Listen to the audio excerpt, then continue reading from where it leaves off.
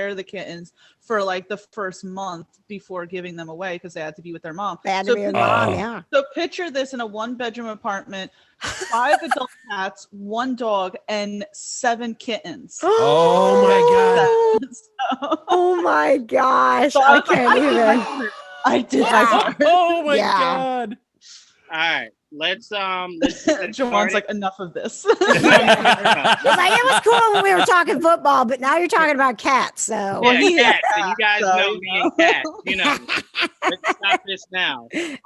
But no, everyone, welcome to our first ever Geek End of the Year wrap up show. This is going to be something we hope to do yearly. And hopefully we have as many people as will be on. They're just running a few minutes late, but they'll be on. But first of all, let me introduce everybody, starting with Dom. What's going on, Dom? Man, it's been an interesting end to this year. I'm in Nashville, so we had that bomb on Christmas Day. So everything's been kind of weird. I'm hoping that my internet is still, because I have AT&T, I'm hoping that it stays good. I actually just switched back to the Xfinity Wi-Fi hotspot just in case. But other than that, and all that craziness around it, everything's been decent, Dom is being very modest. This has been Dom's year. His Packers, as you see on his hat, are thriving. Go Pack, go! Dom has reviewed every possible movie you didn't know was released this year. And the movies you did know that were released. This has, unfortunately, until very recently, has been the year of the Dom. Obviously, outside of COVID also, but it's been the year of the Dom. If anyone's found solace in this crazy year, it's the Dom. I tried to fight the Rona, but the Rona is bigger than I thought. So Dom is the only person probably on Earth that it doesn't even come in Dom's orbit. It's far away from him. But no, Dom has been very hardworking. Much appreciated to Dom. Please make sure you guys go check out all Dom's reviews, Dom's interviews, whether it's on Spotify, iTunes, wherever your major DSPs are, or our website for Dom's written reviews. Make sure you guys check that out. And again, congrats, Dom. But Tom Brady's going to stop you in the playoffs. Anyway. Come on now. Next up, the person that I legit couldn't do any of this with. Tia, what's going on, Tia? Hello. Yeah, 2020 has certainly been an interesting year. We all came into it thinking it was going to be our year. I turned 30 this year and said 30 is going to be a great year. And apparently it wasn't. When they said that once you hit 30, things go downhill, I didn't quite expect it to be like this. You thought they meant with you, not the entire world. Wow, you took us all down with you. That's what I'm saying. They hit 30 and the whole world was just like, oh. I was like, 30 is nothing but a number. It doesn't matter, blah, blah, blah. No, apparently I was wrong. No, definitely glad to have you, Tia. Tia has also been on a huge tear this year. And like I said before, literally couldn't do any of this without Tia. So thank you very much, Tia. And not saying anything, but Tia may or may not have interviewed the Russo brothers, humble brag. What? Humble brag, just throwing that out there, Oh. Speaking of humble brags, 2 of the hardest working people I have ever had the privilege of meeting, KJ and Patrick. KJ actually interviewed, not to toot her horn, but Moff Gideon himself. Oh my God. They're doing big things over there. Yes, I had 8 wonderful minutes with Giancarlo Esposito. That's all you need. I've had none. The rest of the world's had none. So, you're setting the bar very, very, very high, bro. Now, how are you and Patrick doing? We're great.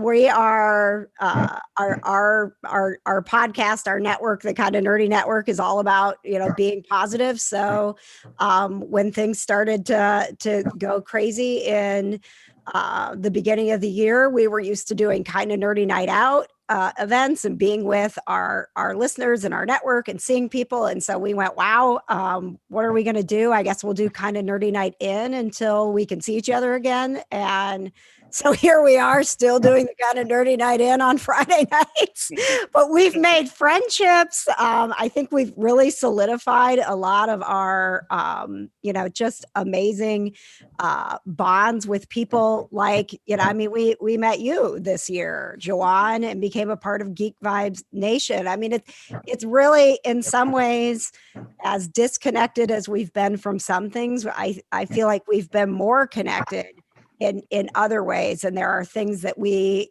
will take away from this year and continue on to do, and friendships that we will have that will last a long time. And I mean, think about the day that we actually get to see each other, Right.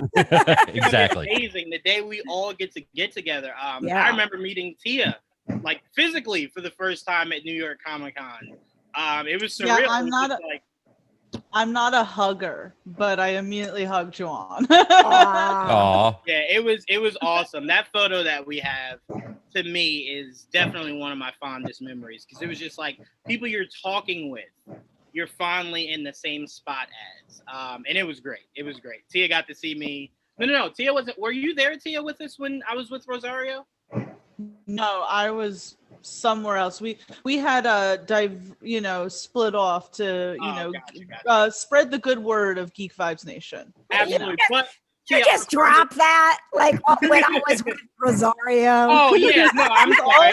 There was no way I was gonna bring up humble brags and not talk about me being in the same room as Rosario. But no, Tia, that was the year where we tried to get into Daredevil, and oh my god, we had to wait outside for like an hour. Rain. That was so disappointing. That was for the third season. Right there, we were like 10 people away, and they're like, "No, sorry, enough people." And it's like, do other efforts. I can't. Yeah, it was. They were not nice at all. They were just really bad. But yeah, no, that was a great day. That was definitely a great day. Next up, the man that has redefined, and this is shocking even for me to say, who has redefined what it means to be a Batman fan. The man who got the attention of what will be the greatest Batman director of all time, Mr. Angel. What's going on, man? Hey guys, thank you so much for having me on. I really appreciate your guys' time. I can't wait to talk about movies and discuss all the best things that we've seen from this past year. I think one of the beauties of what Geek Vibes Nation is able to do is bring people together from many different platforms and just be passionate about the things that we love watching, and also having constructive criticism with things that maybe didn't resonate as well with everybody else. So I can't wait to get into all of this. I honestly can't believe that, that trailer reaction that I put out got the reception that it did, but I was so happy that Matt Reeves was, so kind enough to be like, oh my God, I share the same amount of passion as you do. And it's just something that's memorable for me this past year. And allowed me to create so many great connections with people online, like this moment itself. So I can't wait to talk with every single one of you. Really appreciate all you guys' work. I've seen all your guys' content, and it's just really inspiring to make my content better as well. So thank you all so much. Absolutely. We love what you do. And I think what I love most about your reaction was just how genuine it was. The pure, because you can ask Tia and Dom live, because we did the DC Fandome live. I was crying myself. Like, it was just insane to see. How could you not? Yeah, how could you not? I mean, the moment where you see Batman taking down that guy was just like, oh, I've been waiting my life for this. Yeah, I know. And that's what a lot of people don't understand. The thing is, like, I didn't just watch it on some laptop or anything like that, because me and my brother have been working on our movie theater room this entire time this year. And so we're watching it on literally surround sound on a big 85-inch screen TV. So it's like we're watching this as close to we would as in a movie theater. So those punches that Robert Pattinson is landing is just, they're so impactful. I almost felt like I was being beaten up by the Batman himself. So it's like, yeah, baby. It's like, hell yeah. It really did feel like it came out at you through the screen. So that's what a lot of people don't understand, but I can totally see how some people would watch it and be like, how genuine in this is. But it's like, to me, that didn't really matter. What mattered for me was experiencing that with my brothers in that moment after a long day of work. and seeing that what Matt Reeves was able to put together, through a pandemic, it is so amazing. He is legitimately such a great filmmaker, not just him working on the Batman, but what he did with Dawn of the Planet of the Apes, what he did with War, what he did with the remake of Let the Right One In, Let Me In. Phenomenal work. He's such a great director, so I can't wait to see him collaborate with Robert Pattinson. What we saw in that trailer is exactly what I'm pretty sure all of us imagined: greatness and vengeance. Let's go. Exactly. and I mean, it's one of those things to where it's like, I've been waiting for this Batman, right? Like this form, the great detective, the amazing martial artist, like the embodiment of Batman. And I remember seeing that, and Joel's watching it next to me, and he's like, "Are you crying?" And I'm like, "Yes. Why are you? Yes, here. Why am I the only one?" So it really warmed my heart to see your reaction, and then to go, okay, I was not the only one in America crying. Really, really, really excited about this. So definitely appreciate it. And I did get to see what you posted on Twitter of the room that you guys were setting up, and it looks amazing. It looks Thanks, amazing. Man. Yeah, thank you. When COVID's lifted, I know exactly where I'm going. No more AMC. No more. Next up, Ryan, the man who has redefined passion. What's going on, man? How you doing? Passion is definitely my thing. Yeah, I finally got the setup going well here. I got some things that I got to work out, but I'm glad to be here with you guys today. Absolutely. I'm really glad we could have you on. Me and you have been trying to podcast together for a while now. We've been missing each other. Yeah, a couple trivia nights, but yeah, other than that, I'm glad to do this. Yeah, I'm going to tell you right now, those trivia nights got crazy. The man I'm about to introduce now was winning those trivia nights like it was nothing. And that is Dan. Dan is someone who is very polite, very soft-spoken, and knows comic book and superhero stuff and movies like the back of his hand. He came in late to one of the trivia shows and was just answering like 30 in a row.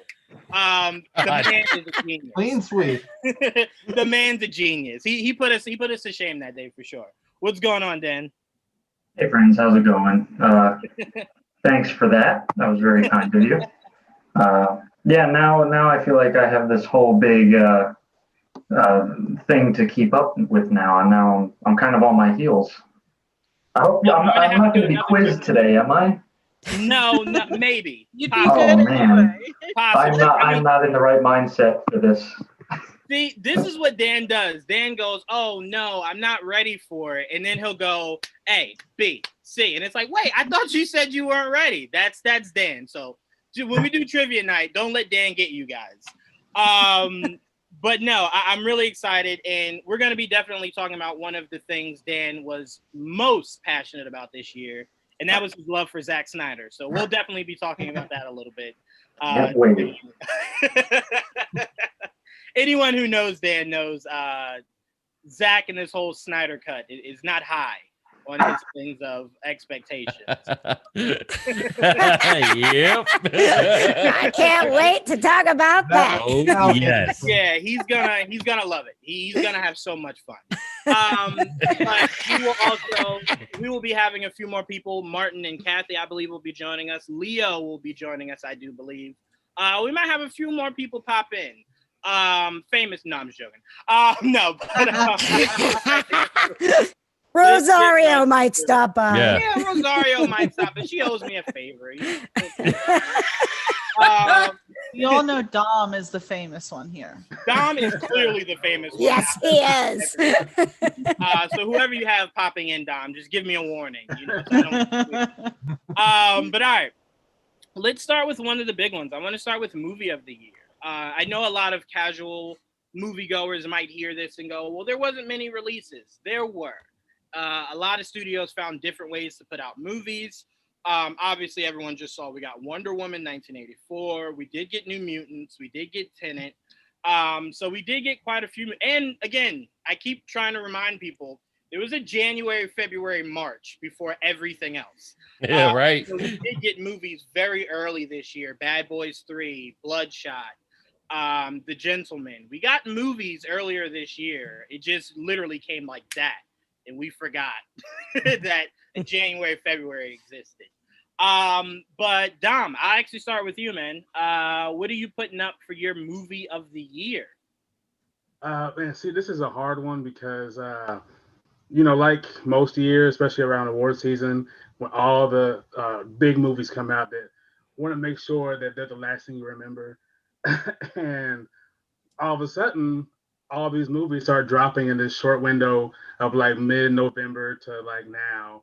I'm like, hey, we're gonna drop everything. And if a lot of people out there listening don't know, when you watch award shows and you see those movies that are nominated, and you're like, I haven't even seen that in theaters, it's because they release them for like a week, just enough to where they can get recognized by critics and the Academy, and that's why they get nominated. So there's a few like Nomadland and Pieces of a Woman. There's a few others. I think One Night in Miami that you're going to see pop up in award categories that you might not have heard of or you haven't seen trailers of, and it's because they released for like a week in November, December, just enough to get nominated. But for me, it is one that I was waiting for all year. It got pushed back like 3 times, but it's Promising Young Woman. Came out on Christmas Day. I got a chance to watch it like 2 weeks prior. Had to hold my lips shut before I could say anything about it. But it's a post Me Too era movie. Carey Mulligan, as most people know, is a great actress and fully bodied this role. I think it's the director Emma Fennell is her first time directing. Amazing, like the way she was able to put together. It's one of those movies that every time you watch it, it gets better and better. You notice things that you didn't notice before. There's a layers to it, and it's not this super serious movie that you see nominated all the time. It's fun, and it easily could have been a slasher film if she wanted it to be, but it wasn't. It focused on a very serious topic in a not so serious way. But that's my favorite movie of the year. I think it's the best movie of the year. But there are a lot, but that one's the one that stands out to me. That's a great pick. That's a really good pick. Anyone that has any feedback that might have seen that, please definitely chime in. We definitely welcome in Leo. What's going on, Leo? Hey, what's going on, everybody? See some familiar faces and some new faces. What's up, y'all? Good to be here. Sure. Did you see the movie that Don was referring to? Yeah, Promising Young Woman. I actually just got done watching it. I want to say last weekend or weekend before. Fantastic movie, man. I mean, everything you're saying, I completely agree with. The ending kind of hit me a certain way. Like at first I didn't really like it, but the more I thought about it and sat and really thought about like what it meant for the entire movie, I liked it, but I wasn't like in love with that ending, but I still just the movie itself and Carey Mulligan's performance was fantastic. So yeah, that's a great movie of the year choice. Perfect. Has anyone else seen it? Anybody? Me neither. So Dom is putting us all up on Dom and Leo are putting us all up on movies we need to make sure we check out. I do want to give a quick shout out to our live chat. They are buzzing. It is so much that I've missed since we've started this. It's kind of too late to go back through it now, but I have it pulled up now going forward. But much love to everybody in the live chat. We love you guys. Thank you for the support. Great movie to put up, Dom. Got to make sure I put that on my list. I have a long list. I still haven't checked out Snowpiercer from Tia's recommendation. Stop. We need to end the podcast right now. When I tell you guys, Snowpiercer is pretty good. That back in like June, and I still have not gotten around to seeing that movie. I even got Brittany to see it, and like I don't get her to see anything. And I was like, you need to watch Snowpiercer. And she went and watched Snowpiercer. And Jawan here takes a whole year. Yeah, no, I have. And I want to see it because I want to watch the show. So I will check it out soon. That is my problem. So good. Probably break. But I try not to. Next up, Ryan, I want to go to you. What do you have for your movie of the year? It's such a weird year that we've had that, like, I mean, I don't know if we're counting Netflix and all the other different streaming ones we've had, but one I got to see in the theaters this year that just it just got me in all the right places was The Way Back. Watching Ben Affleck, kind of mirror real life in this basketball movie was just a really like a return to form that I really appreciated. I was glad to see him, not doing the superheroics. It was just a real story about a guy who was just trying to, kind of better himself in the best way possible. And like, you just felt for him the entire movie. I mean, I wish that the rest of the cast was as good as he was, but I mean, I just, him and that story was probably one of the more moving experiences I saw in film this year. And, I would recommend it to pretty much anyone. So yeah. But I will have to check out The Promising Young Woman, though. That one's definitely on my list. The only other backup one I had is Mank. I haven't gotten to see all of it yet. I'm like halfway through it, but it might come up a little later on my list for a different reason. Sounds good to me. The Way Back, I appreciate it because I thought that movie did for Ben what Iron Man did for Robert Downey Jr., which was be a coping mechanism in a very crucial time in their lives. I mean, think about it. Since that movie, how much happier has Ben looked compared to the last 4 years? There's also another component that. I tried to stay away from that. That other component for sure has a name. I do that happen too. That would brighten most people's day. But in all seriousness, I think that movie was definitely a journey for him. To where it was probably easier to portray that because there was a lot of realism he was pulling from his life that kind of helped bring that movie to life. I mean, same with Robert Downey Jr. That's why it worried me when he got the role, because I'm like, if they do Stark right, he's like an egomaniac who is an alcoholic. Like, do we want to put Robert in that kind of space? And obviously, we saw them with Iron Man 2 go a different route. I think the palladium was what was kind of like draining him. It wasn't necessarily alcohol, but it was just a revival for his life, not his career, just his life.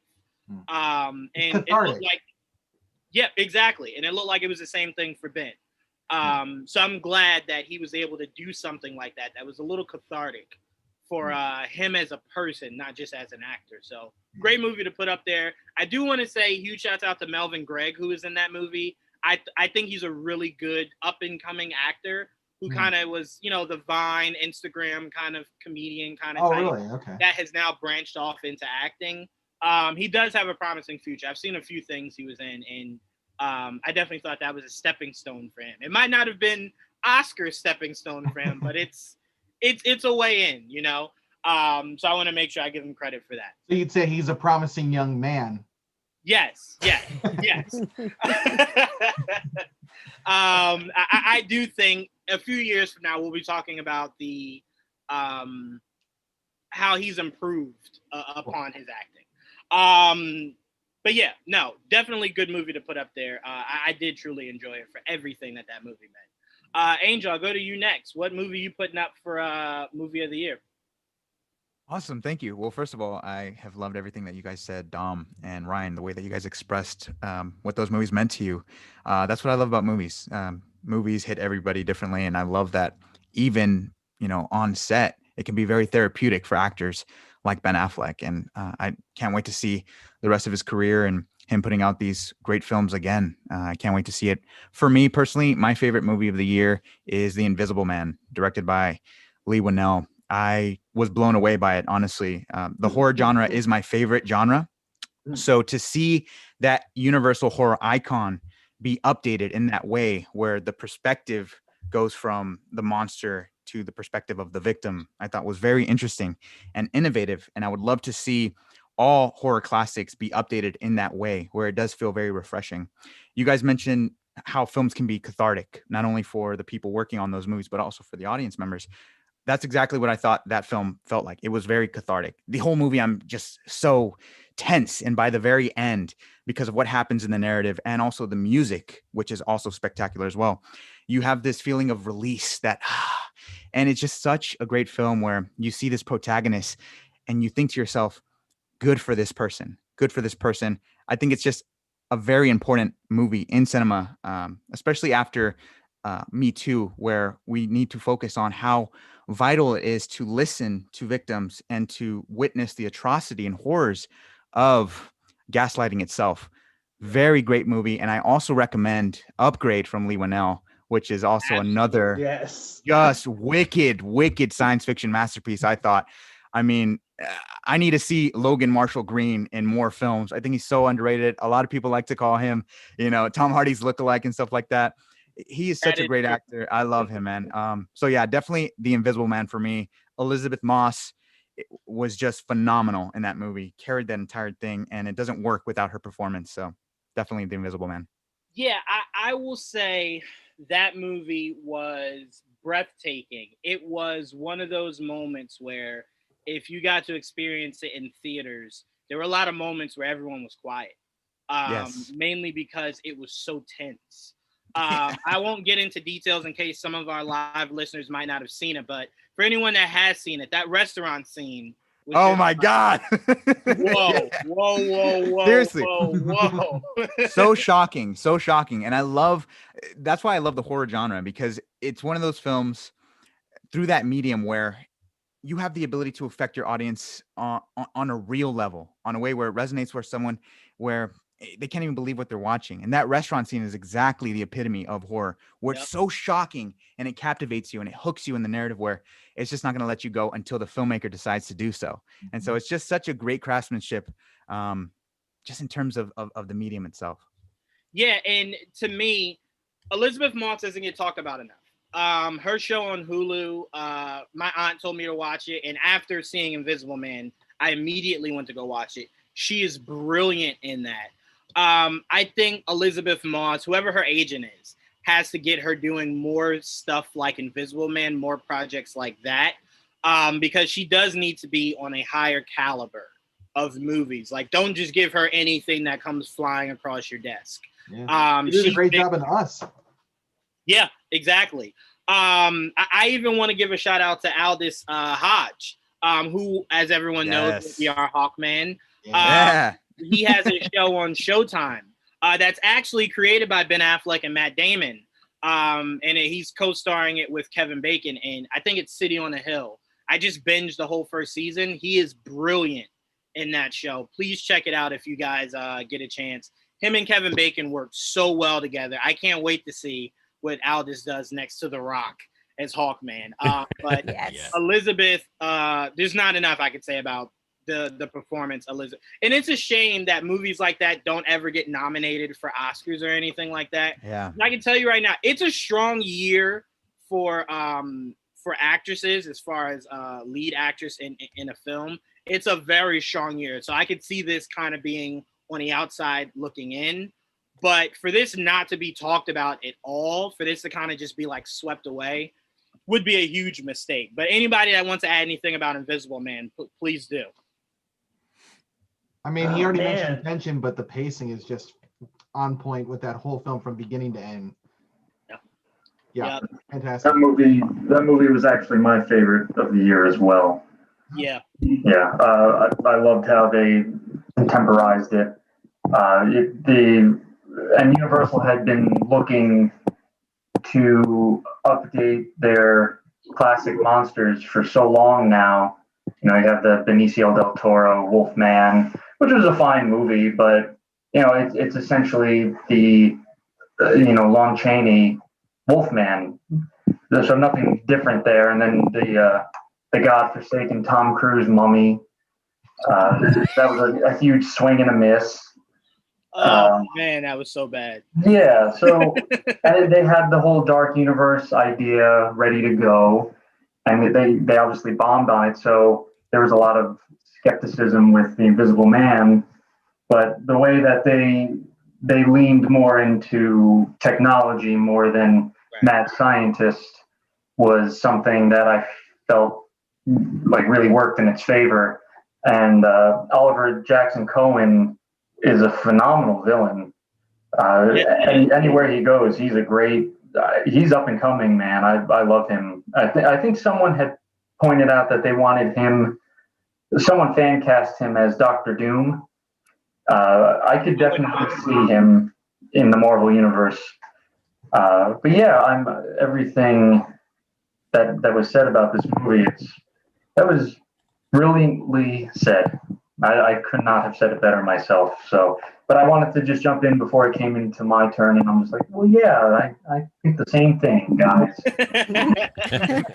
No, I mean, I completely appreciate that. And I mean, I originally, when I saw the first trailer for this, I was a little bothered by it being technology driven because I did think this was a world builder. Like this movie would bring on the other monsters, and we would see the, and who knows, they could still find a way to make it happen. But when you introduce technology, it's kind of like, I don't know how you're going to do tech next to other monsters.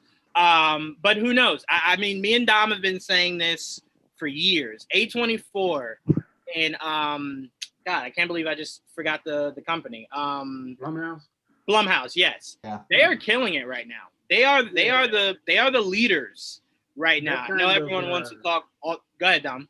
No, I was going to say, Invisible Man kind of shows you what Blumhouse is able to do when they have someone partner with them that has a bigger budget. Right. You know what I mean? And we've seen what they did with the stuff on Amazon, bigger budget. You know what I mean? So give them some money and let them run away with whatever they're going to do, because it clearly works when they have more money to play with. I completely agree. I think Blumhouse is doing for horror what I seriously thought James Wan did with Saw, which is reinventing the wheel of what horror is. And it's literally taking it by its horns, and it's doing way better than what James Wan could have ever dreamed. Jason and Blumhouse have a vision for horror that I think is almost unparalleled to anything we've ever seen before, because they can dig into a bag that we could have never imagined. I mean, what was it? Fantasy Island, a movie that 10 years ago, if we saw a trailer for it, we would go, I'll watch that on TV, at least. But Blumhouse takes it, and even if it seems like it's not the best of ideas or concepts, he executed it so well. Like it was well done. I see Ryan. I'm not saying that was like it was my worst. That was like the worst movie of the year for me, honestly. Really? I'm not kidding. Amanda and I were watching it and we're like, how did this movie get made? Like it was, and that's in a movie, like Wonder Woman's getting talked about right now with all the wishes and everything like that. That movie, I don't know which one had more ridiculous wishes between it, honestly. And I wanted to like that movie just because I liked the original concept, but that was a tough one for me, honestly. I think that's the great thing about Blumhouse. Like I really do like their business model, especially when they're handling those properties, because I think when it comes to movies like Fantasy Island, they know exactly what their audience is. So they know they're making it for that crowd that just wants to go out and see the new scary movie with their partner or their friends. And then they have those movies where they're very director driven. So if they get someone like James Wan, doing Saw, Insidious, The Conjuring, or they get somebody like Lee Winnell to do Upgrade or The Invisible Man, they know they don't have to make it for like $200 million. They can actually make it on a really low budget and make hundreds of millions of dollars, because not only is it, I think, commercially viable, but also they're just great films all around. Yeah, no, I'm with you.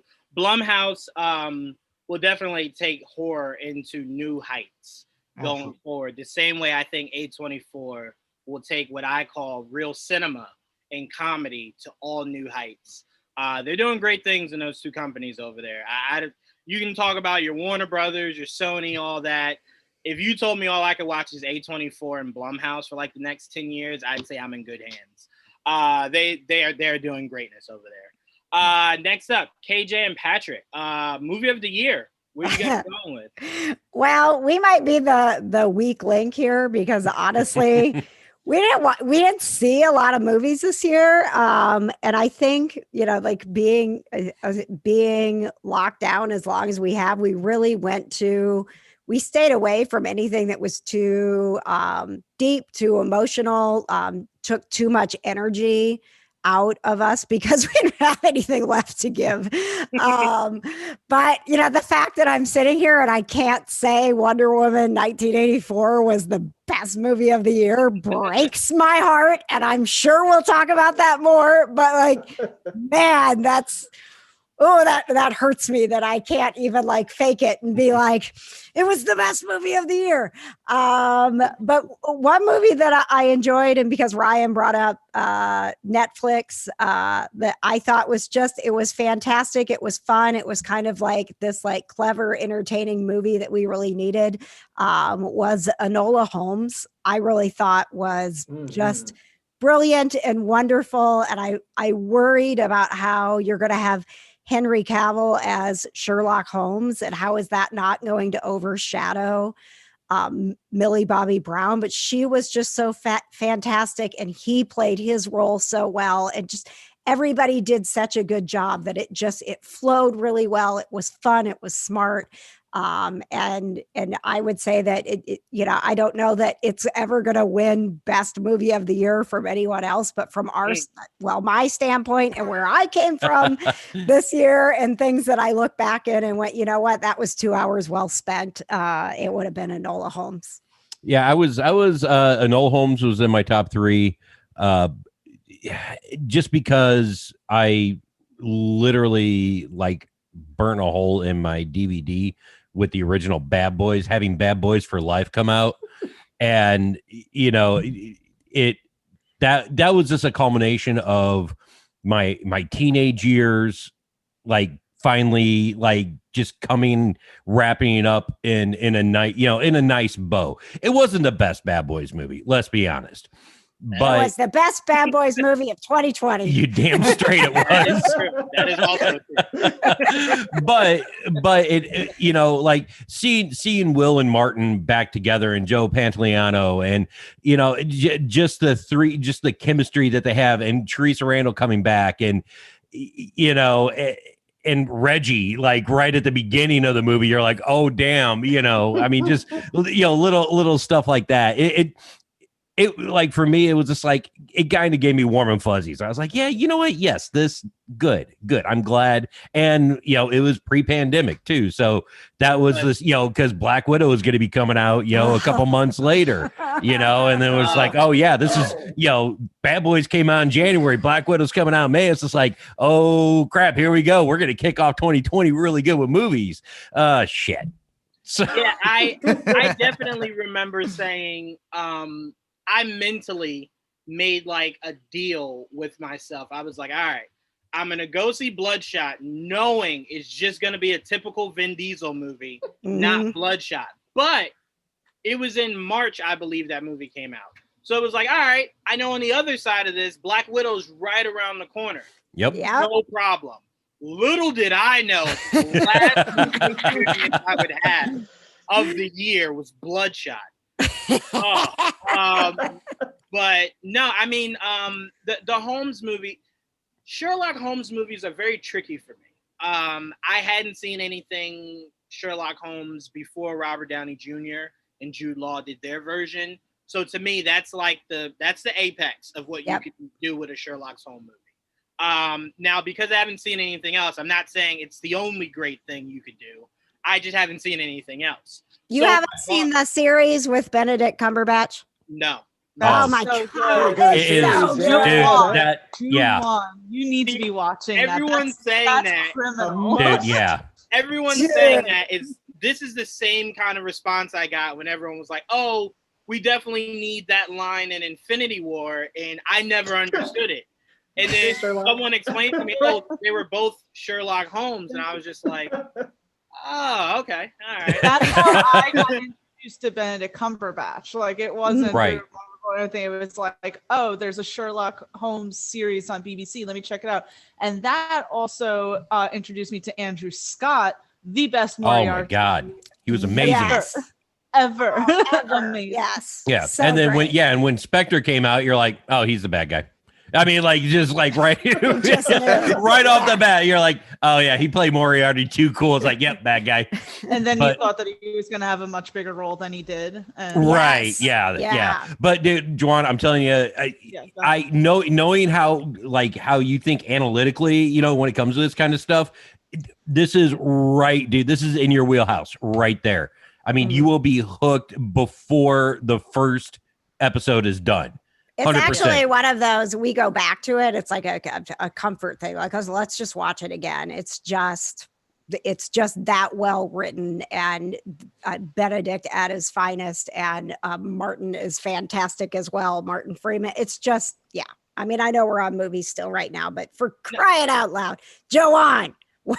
I'm going to check it out, but I will say, it's I why will Henry say- Cavill had such big shoes to fill when he was cast as Sherlock. Yes. It's like you got Robert Downey Jr. and Benedict Cumberbatch, both who Yep. did amazing jobs. Yes. Right, but I mean, Yeah. Henry Cavill has the one thing they don't. I mean, he's beautiful, so it's like it's They're not beautiful that hard. too. Not Henry Cavill. But anyway, I mean, he's a gorgeous man, but damn. I am a little offended you guys didn't bring up Elementary. Isn't Elementary about Sherlock Holmes too, with Lucy Liu?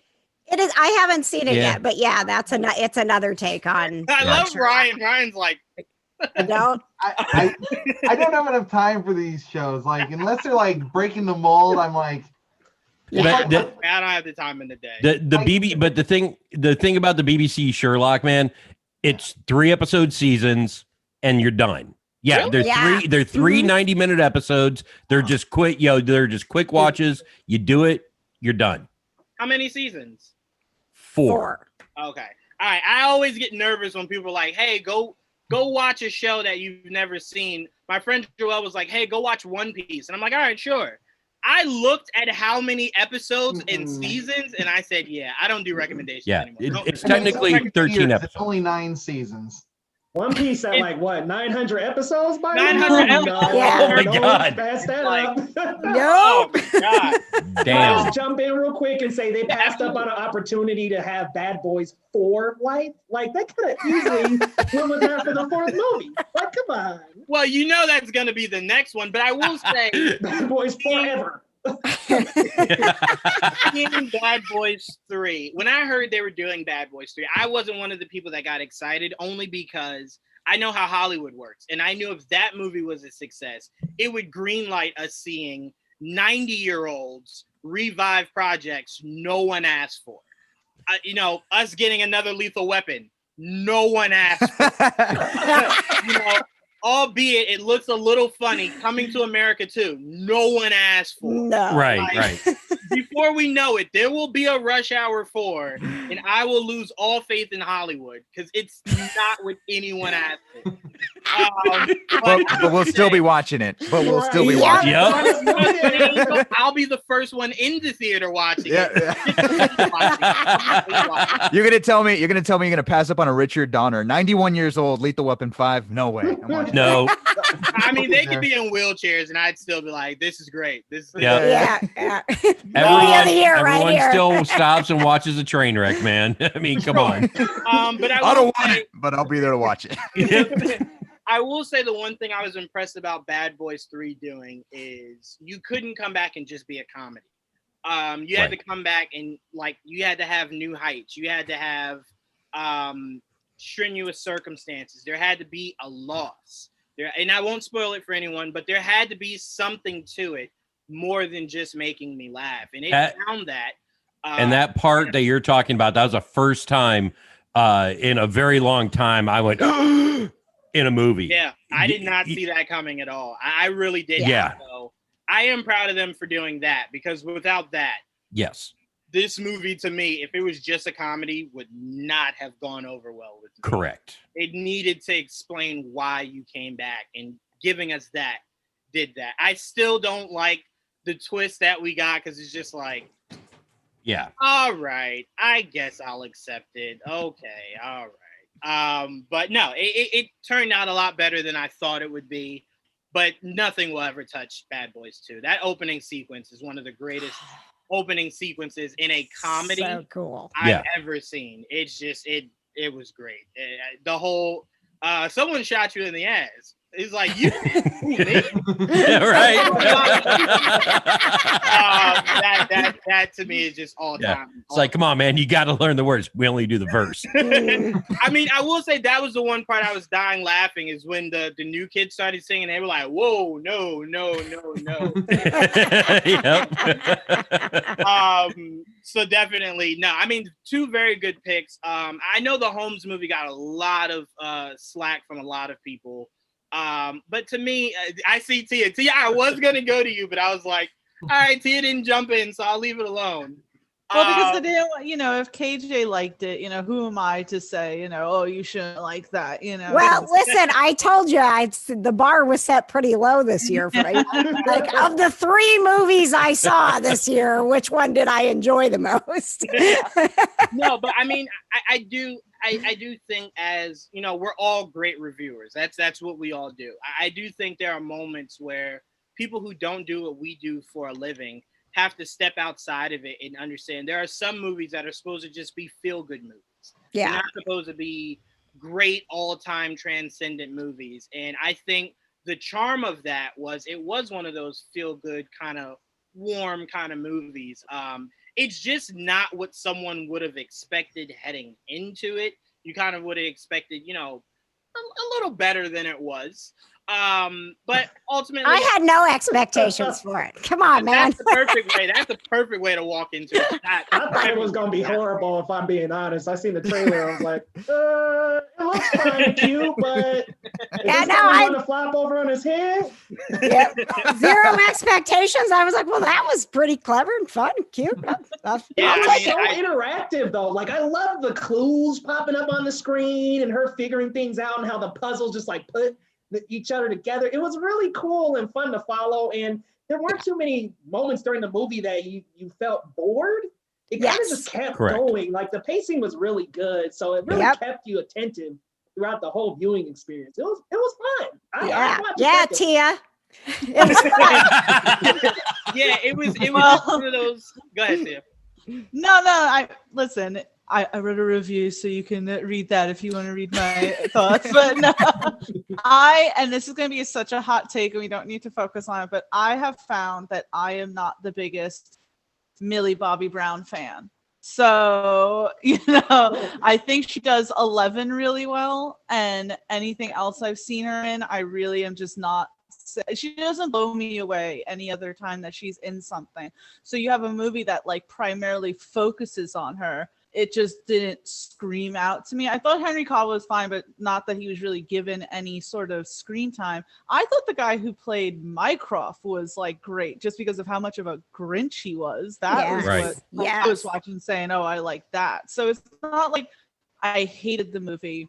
It's just out of all these, say, Sherlock stories, I didn't particularly enjoy that one. And I'm hearing that they want to make a sequel to it. They want to make a universe. And I'm like, I'm okay. Yeah, they're definitely. I will say, Millie Bobby Brown is another actress, kind of like Elizabeth, that whoever her agent is needs to find her that one. Like that movie that really launches her in a whole nother stratosphere. I heard people saying like, oh, she wasn't that good in Godzilla. I'm like, oh, she wasn't that good in the movie that was primarily supposed to be about the monsters. Did you like Godzilla? Yeah. Well, there you go. I mean, that's. Whenever I watch Godzilla and Transformers, and people are like, man, these humans aren't great. I'm like, because they're not the focus. That's why you're not enjoying the humans. They're really not even supposed to be even as big as they are. It's just the monsters don't talk. So you need something that talks in between. What actually would have been good is if she had been cast as Sprite for the Eternals movie that's coming up. She was rumored, and then they ended up going with that other kind of lesser known casting. So, yeah, I mean, she needs to be in something that, I mean, everyone knows her from Stranger Things, and she kills it there. But it's like, yeah, I'm with you that there needs to be another thing because so many people get kind of typecast. I think a lot of people didn't like her in Enola Holmes because it wasn't anything, like transcendent for her. Like she has to evolve from that one role, and a lot of actors can't break from that one character that everyone knows them as. So that's why not to stay on this too long, we're gonna move right along to Leo to give us his movie of the year, then we'll move along. But that's why I love Chris Evans' decision to step away as Captain America, because if he had continued, we would have only seen him as Captain America for the rest of his life. And what's crazy is he left, did that show on I think it was Apple. Yeah. Apple, yeah. Yeah. and It was fantastic. Immediately, like I immediately was just like, who was he before this? Oh, that's right, Captain America. Like that's how great he was in that role, that it completely took me out of. He was Captain America. But Chris Evans had a career before he was Captain America, and he's done things in between the times of playing Captain America. So that is kind of the difference there. I will say really quick, not to keep on it, but the fact that he did not get nominated for Defending Jacob, that and the Tom Pelphrey not winning or being nominated. Insane. Yeah. So I'm the only one who didn't see Defending Jacob, because I'm getting a consensus here that like you guys all saw it. I didn't. It looks good. Like one thing on Apple this entire year. Dude, it is stressful. Yeah. I mean, that's what I need in 2020. Yeah, very uncomfortable to watch. That was the last stressful thing we watched. I think maybe Defending Jacob was the reason that the rest of the year we were like, nah. Yeah, you know what's crazy? It's crazy. I can understand that completely, because it's kind of like, all right, you watch that and you're like, woof, that was tough, but we'll get past all this virus stuff pretty quickly, and then like it becomes the full year and you're like, I can't watch anything else stressful. Life is stressful enough. Just give me my Doctor Who and my blankie and I'm good. Yes. Give me more of the Batman trailers, 8,000 more times. Yep. I'll be fine. I'll be good. That's why I was okay with Wonder Woman 1984, just because it wasn't so serious. I didn't need that after everything that had happened this year. I was fine with some lighter fare, honestly. Yeah, I weirdly enough, you say that. I had someone tell me, like, I asked them what they thought of the movie, and they're like, man, it was, like, really funny. And I was just like, I don't think we watched the same thing. But, yeah.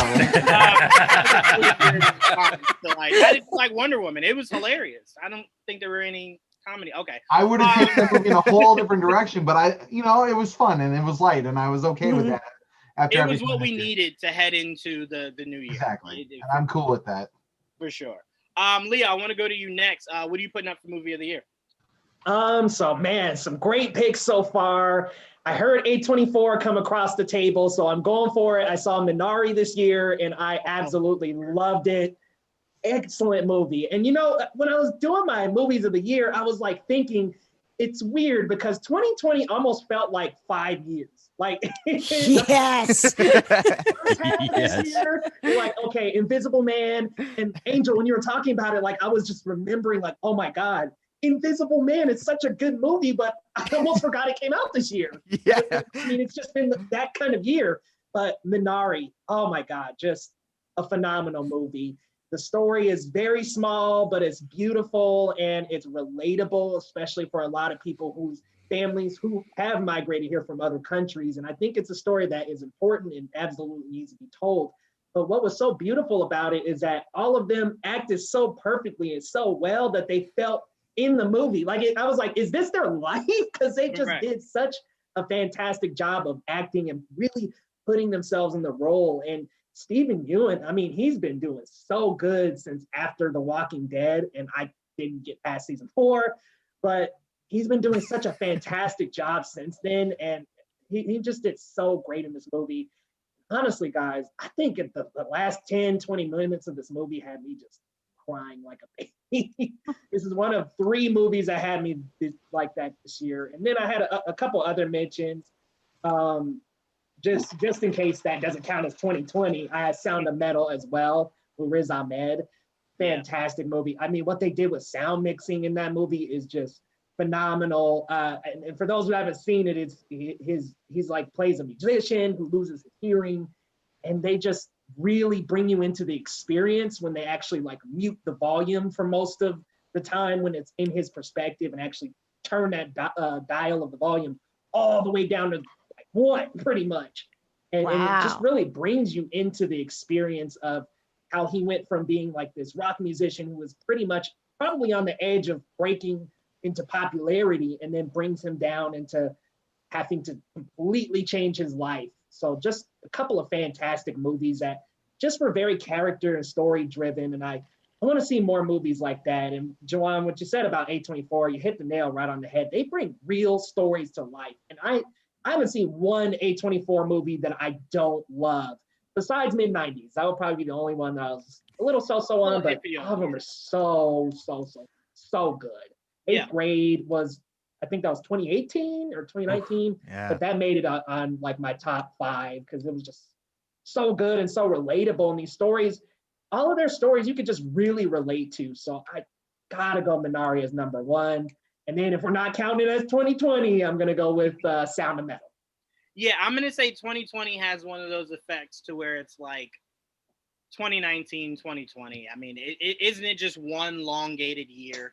Like when we look back, I'm okay if we remove 2020 from like the history of years and just go 2019, 2021. That's all I know. I don't, whatever's in between that, I don't know. But no, A24, I will say with all the confidence in the world, has one of the greatest casting departments in film today. It's great. It's great. Everything they do, from the movies to the castings, they pull you in. And like you said, their stories are so relatable. So it's nothing that you watch and you're like, no, you're kind of like, damn, I felt that way before. Like, you know, like it brings you in. And also another great thing too about it is not only do they have to be relatable too, I also love that they offer stories that sometimes aren't relatable, you know, and they're great experiences of empathy where you can dive into this story and step into somebody's shoes and really understand their experience, which allows us to reflect and better ourselves. So that's why I really think A24 is such a phenomenal studio as well working today. Yeah, no, I'm completely with you. And to me, Riz Ahmed is one away from being talked about as one of the best actors in the game today. Yes. I think he had a masterful performance, but I think, unfortunately, movies like that are great to us, not mainstream. And he needs that one mainstream one. Venom, pretty much. Yeah. And he's amazing in Nightcrawler too. Yes, Amazing in Nightcrawler. Yes, Nightcrawler for sure. A movie that the Jake Gyllenhaal one, right? Yeah. A movie that I look back and I'm like, why wasn't he nominated? Nominated for that. Like, I have no faith in Hollywood's breaking down the Oscars and stuff. It's like, I don't know how you missed that one. Yeah, Riz Ahmed, unfortunately, I view movies the same way me and Dom view music, to where it's like a lot of the best music are people you don't hear on the radio. The only difference is they're mainstream, and that's how you know them. So I'm always like, if you're not mainstream, you just need that one song that gets you there, and then you don't have to worry about anything else going forward. Your music will speak for itself. Riz Ahmed is that. Once he hits that one mainstream movie, everyone will start to pay attention to everything else that's not mainstream. And he'll get the recognition he deserves. But and it's crazy because like the band he was in this movie was like right on the cusp as well. And I was like, geez, is this like a testament to his career? That's why like, he took almost it. There. That's why he took it. He was like, hopefully people see I'm almost there. Like, hopefully they see it. But no, both great picks. Both really, really, really great picks. I can't say enough about A24. And no, they're not sponsoring this episode, unfortunately. Me and Dom are working on that, though. No, but next up, Tia, I'll go to you. What are you putting up for movie of the year? Yeah, so like say KJ and Patrick, I didn't see a lot of movies this year. In general, I don't go to the movie theater unless it's like a superhero sort of movie, and with all the theaters being closed. And even if I wanted to say, let me not say, like I wanted to see Tenet, I wanted to see a lot of other movies, but theaters aren't open in New York, so I couldn't go see these movies anyway. But a Netflix movie that came out a few months ago that I'm sure no one's even heard of is called Mosul. And I love this movie. It was produced by the Russo brothers. It takes place over in Iraq and takes place with this Iraqi SWAT team, them trying to battle against ISIS. And it was 100% in Arabic, completely from the perspective of Iraqi soldiers. And that's something we really don't see. We always see American soldiers overseas and them being the big heroes and blah, blah, blah.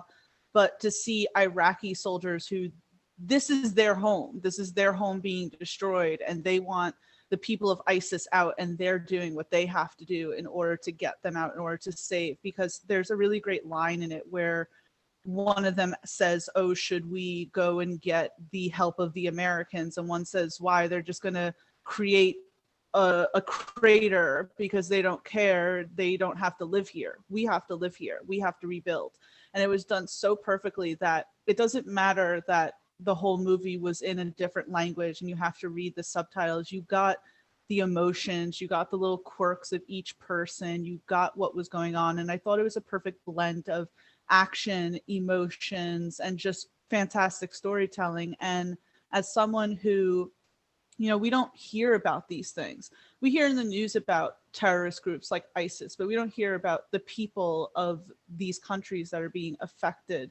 And the fact that it was completely done with Arabic actors, it was done, you know, in overseas and all that. I mean, it was done really completely with Arabic people. The only real non-Arabic people you had were, say, the producers and the director. But besides that, everything else. And so I really liked that. I really appreciated it. And I watch a lot of Vice documentaries about what's happening overseas. And to see it in a movie form, I was like, this is exactly what I see when I watch these documentaries overseas with the soldiers of them trying to rebuild. So I loved Mosul. I thought it was fantastic. It's on Netflix right now. If you are okay with subtitles, I think it's something that you should definitely check out. No, Wow. I usually don't watch movies like that, only because my attention deficit, to look at the subtitles and then try to pay attention to what goes on, my head will explode. But I did watch The Platform on Netflix, which is not an American movie. It is a foreign film. I even put the audio in English only for it to be like those old kung fu movies where like he'll say terrible. it and then the Oh, audio will come in and you're Something was off. and then what's crazy is like if you look at their mouth, it's like he didn't even say that. Like what did he actually say? That's what I'm trying to hear. But that's what the subtitles are for. But no, that's definitely something I want to check out, because I think we are, as Americans, we play video games that are from the viewpoint of us, that makes other countries the enemy. We have movies, we have TV shows. And I do believe it's built a mindset in a lot of Americans that is just like, you're not from America, enemy.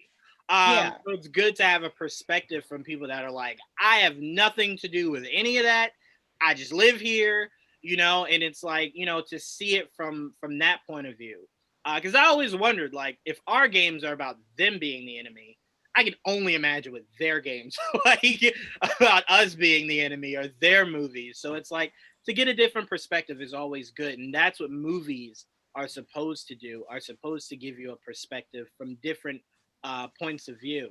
But as far as what you were saying about the production being primarily non-American is beautiful. It's a stepping stone in what we need more of going forward.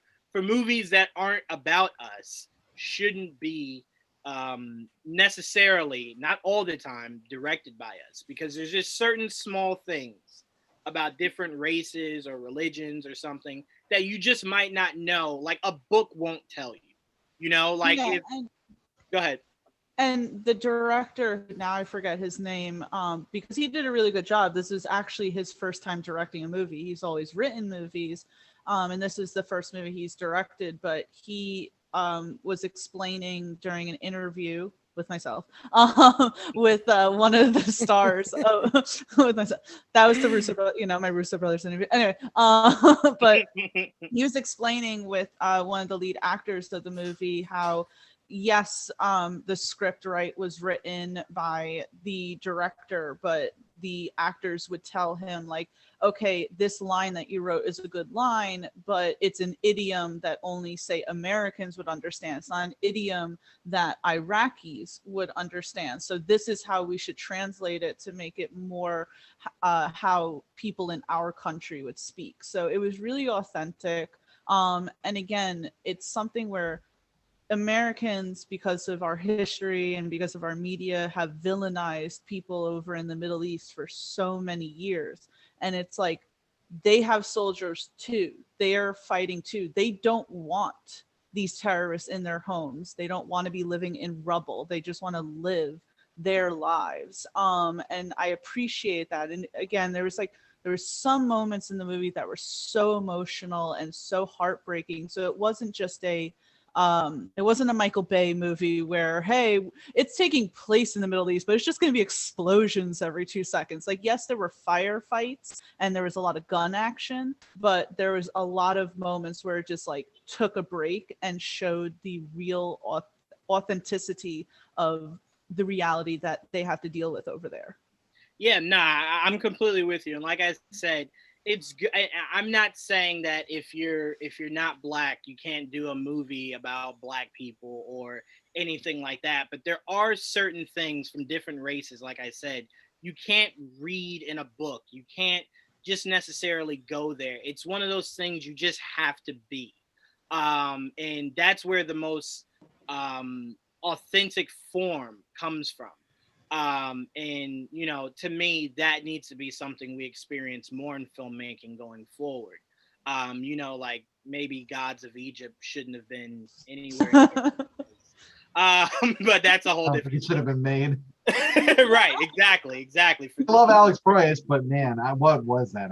Anyways, for numerous reasons, that movie should not have been made. Rest in peace, but poor Chadwick Boseman didn't even feel good about that movie. Yeah. So that lets you know everything you need to know. But to round this out, Ricky, welcome. And you're gonna round this out with your movie of the year. Oh, you're muted. Hold on. It's all right. It's all right. I had to unmute myself here. I don't really know what I'm doing here. It's my first time ever being on a podcast. A lot of great. I was like, that's mentions. Not true. I'm hoping that smile is Leo. That was for me because I sent him a sweet message and said, "Hey, sexy" in the chat, but he didn't respond back yet. So he left me a thing. But I did like Leo's Minari's one of my top favorite films of the year as well. Sound of Metal's another one that's on my. But my number one film of the year is The Father. Anthony Hopkins' performance is in that film is one of the so to this morning or this afternoon, I just got done watching about an hour and a half ago. I got done watching The Death of 2020, the Netflix special, which it's funny, but it's also like equally as troubling because it's like this year has been a disaster of a year, but it's pretty funny as well. But that was my 300th 2020 release that I've watched this year. So out of the 300 movies that I watched, the 2020 films that I watched this year, The Father is easily my number one film of the year. The direction from Florian Zeller was masterful. The production of using the apartments, and there was a lot of mystery of what happens because obviously you're following the shoes of a man with dementia, and the way he tackles it, the way it unfolds, the way just Anthony Hopkins at 83 years old gave one of the most heartbreaking performances I've ever seen in a film in my life. It blows my mind, and I'll throw a cheap plug in there just like Tia did a minute ago. But with my interview with Florian, the director of the film, we spoke about a lot of what kind of transpired, his inspiration behind the story, and then how he told a story about how he wrote the role for Anthony Hopkins and said that if Anthony Hopkins would have said no, it would have probably just been, you know, a film that would have been filmed over there. We would have never seen it or anything like, I mean, we would have had to seek out to see it, obviously. But just the performance alone from Hopkins. And Olivia Colman is one that I've watched the film 3 times, which I have a problem watching films that are just emotionally damaging, I guess, because like I watched Honey Boy last year like 15 times and it broke my heart every time, and I bawled like a baby. So it's like, I don't know what it is, but I just like crying, I guess. But The Father, it broke me 100 different ways.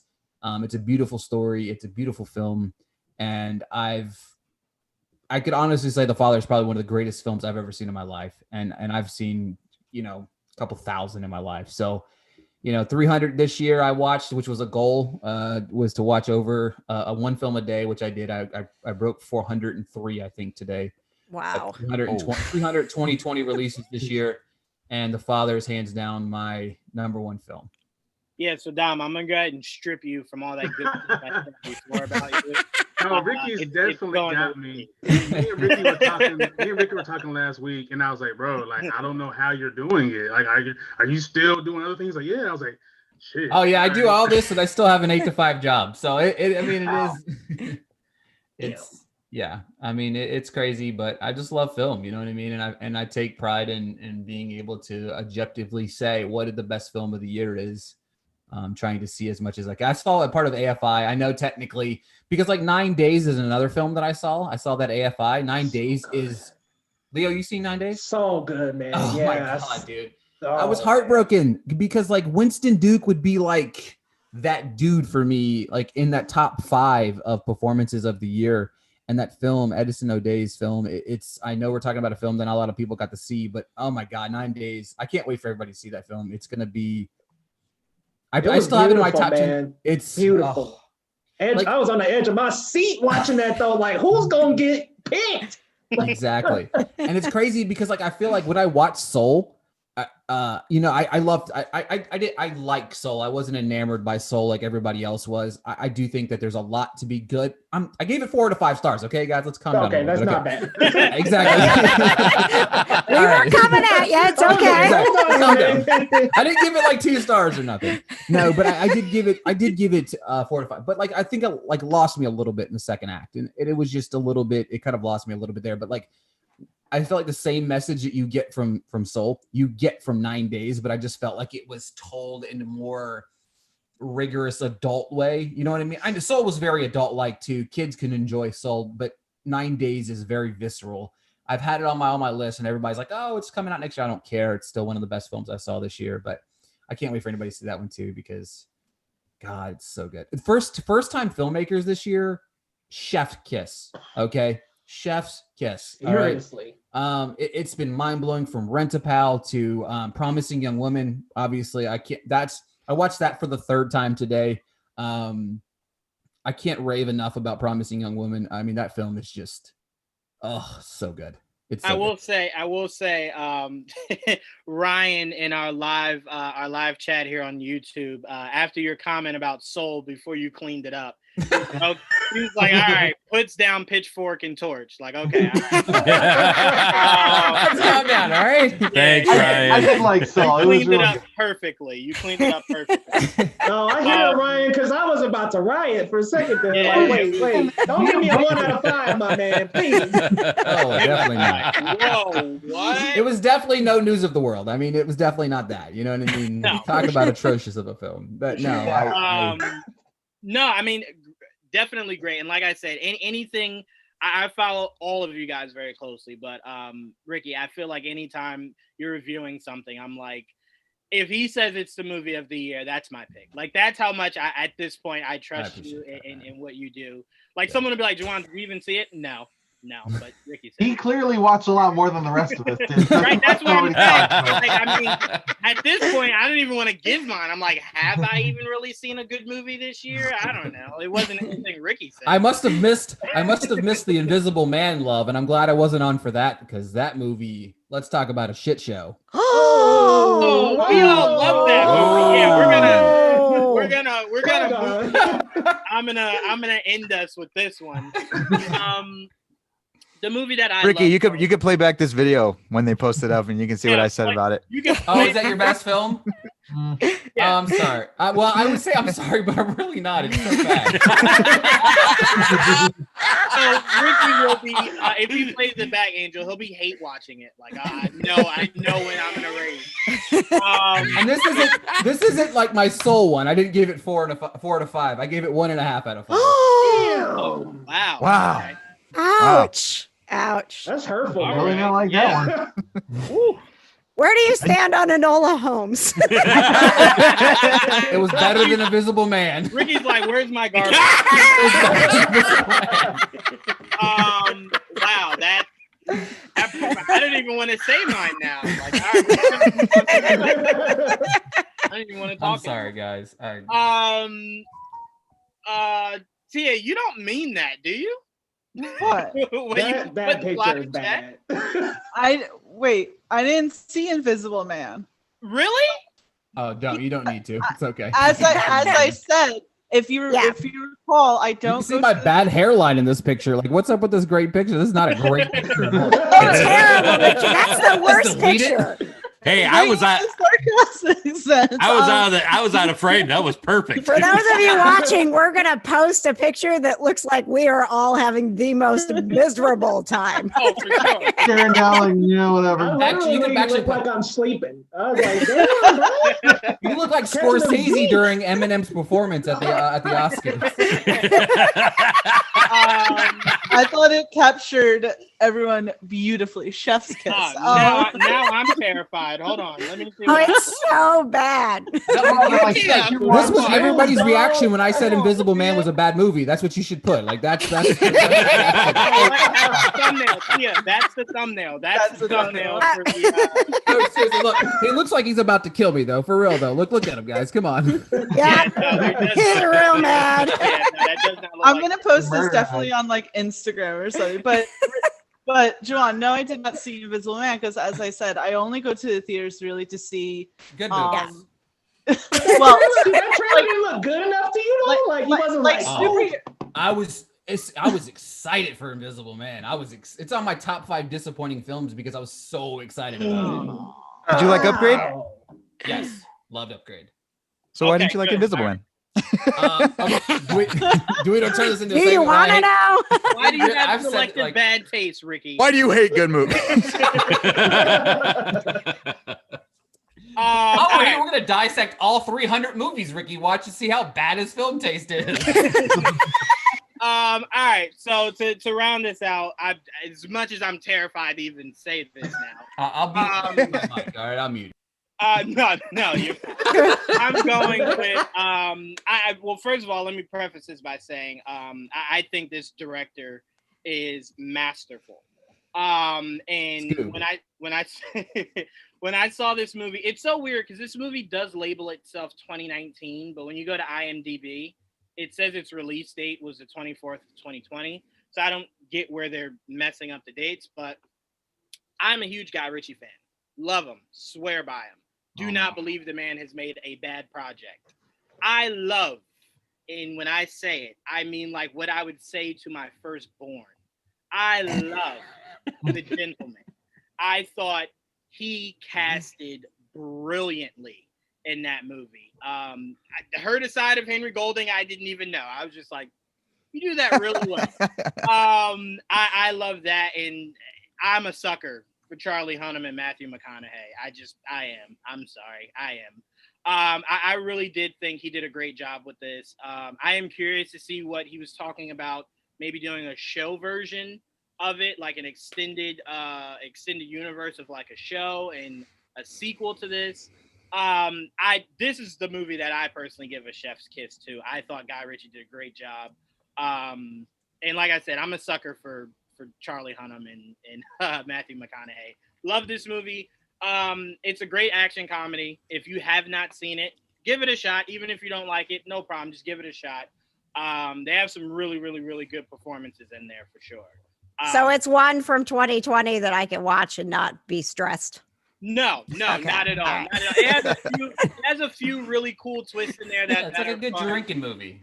Oh, I like those. Okay. And honestly, this is not a movie to where I'm like it pulls the emotion out of you, or it's in contention for an Oscar. It's just one of those. It's a step above whatever you think Fast and Furious movies are. That's what I'll say. So Okay. if you think Fast and Furious is just like your typical popcorn film, this is like a legit step above that. Like this is like a movie you will. So is that like cotton candy then, or I mean, what does that make it? It's nachos. I'll say it's the nachos. Oh, it's nachos. Okay. Nachos with a side of Slurpee. That's what this movie is. All right. That's gonna be my new rating scale in 2020. Yeah. Let me know Popcorn, when cotton candy. What's the worst thing that you can get at a movie? Like a hot dog, you know what I mean? milk dug. Oh. Yeah, I like milk a hot duds, dog except is- for my teeth don't like milk duds. Right. Yeah, no, So- that's so a new what- rating skill.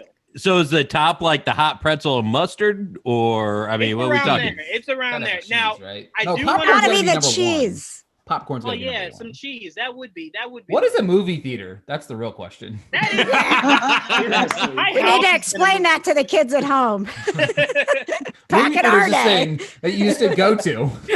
Well, Yeah, it used to be overpay to back get in. 2019. It's yeah, no, like 5 years from now when we're explaining to children why movie theaters died, we could be like, yeah, no, it's totally a thing where we'd all get together and really enjoy ourselves. You know, Hey, way Ricky's too gonna much say it's money. because of the Invisible Man. Yeah. The Invisible Man, kids. Man ruined it. They closed down in Invisible March. Man and Enola Holmes. They ruined movie theaters. Wait a minute. He's onto something here. Wait a minute.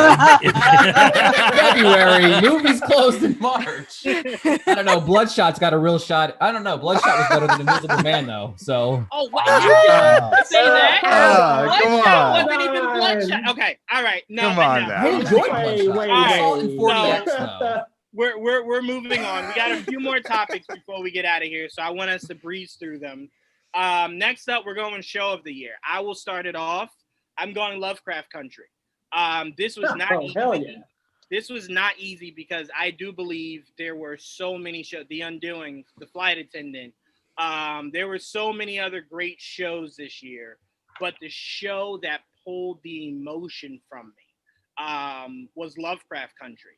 And I know a lot of us immediately want to give, all the credit to, God, I completely forgot, Jordan Peele and J.J. Abrams.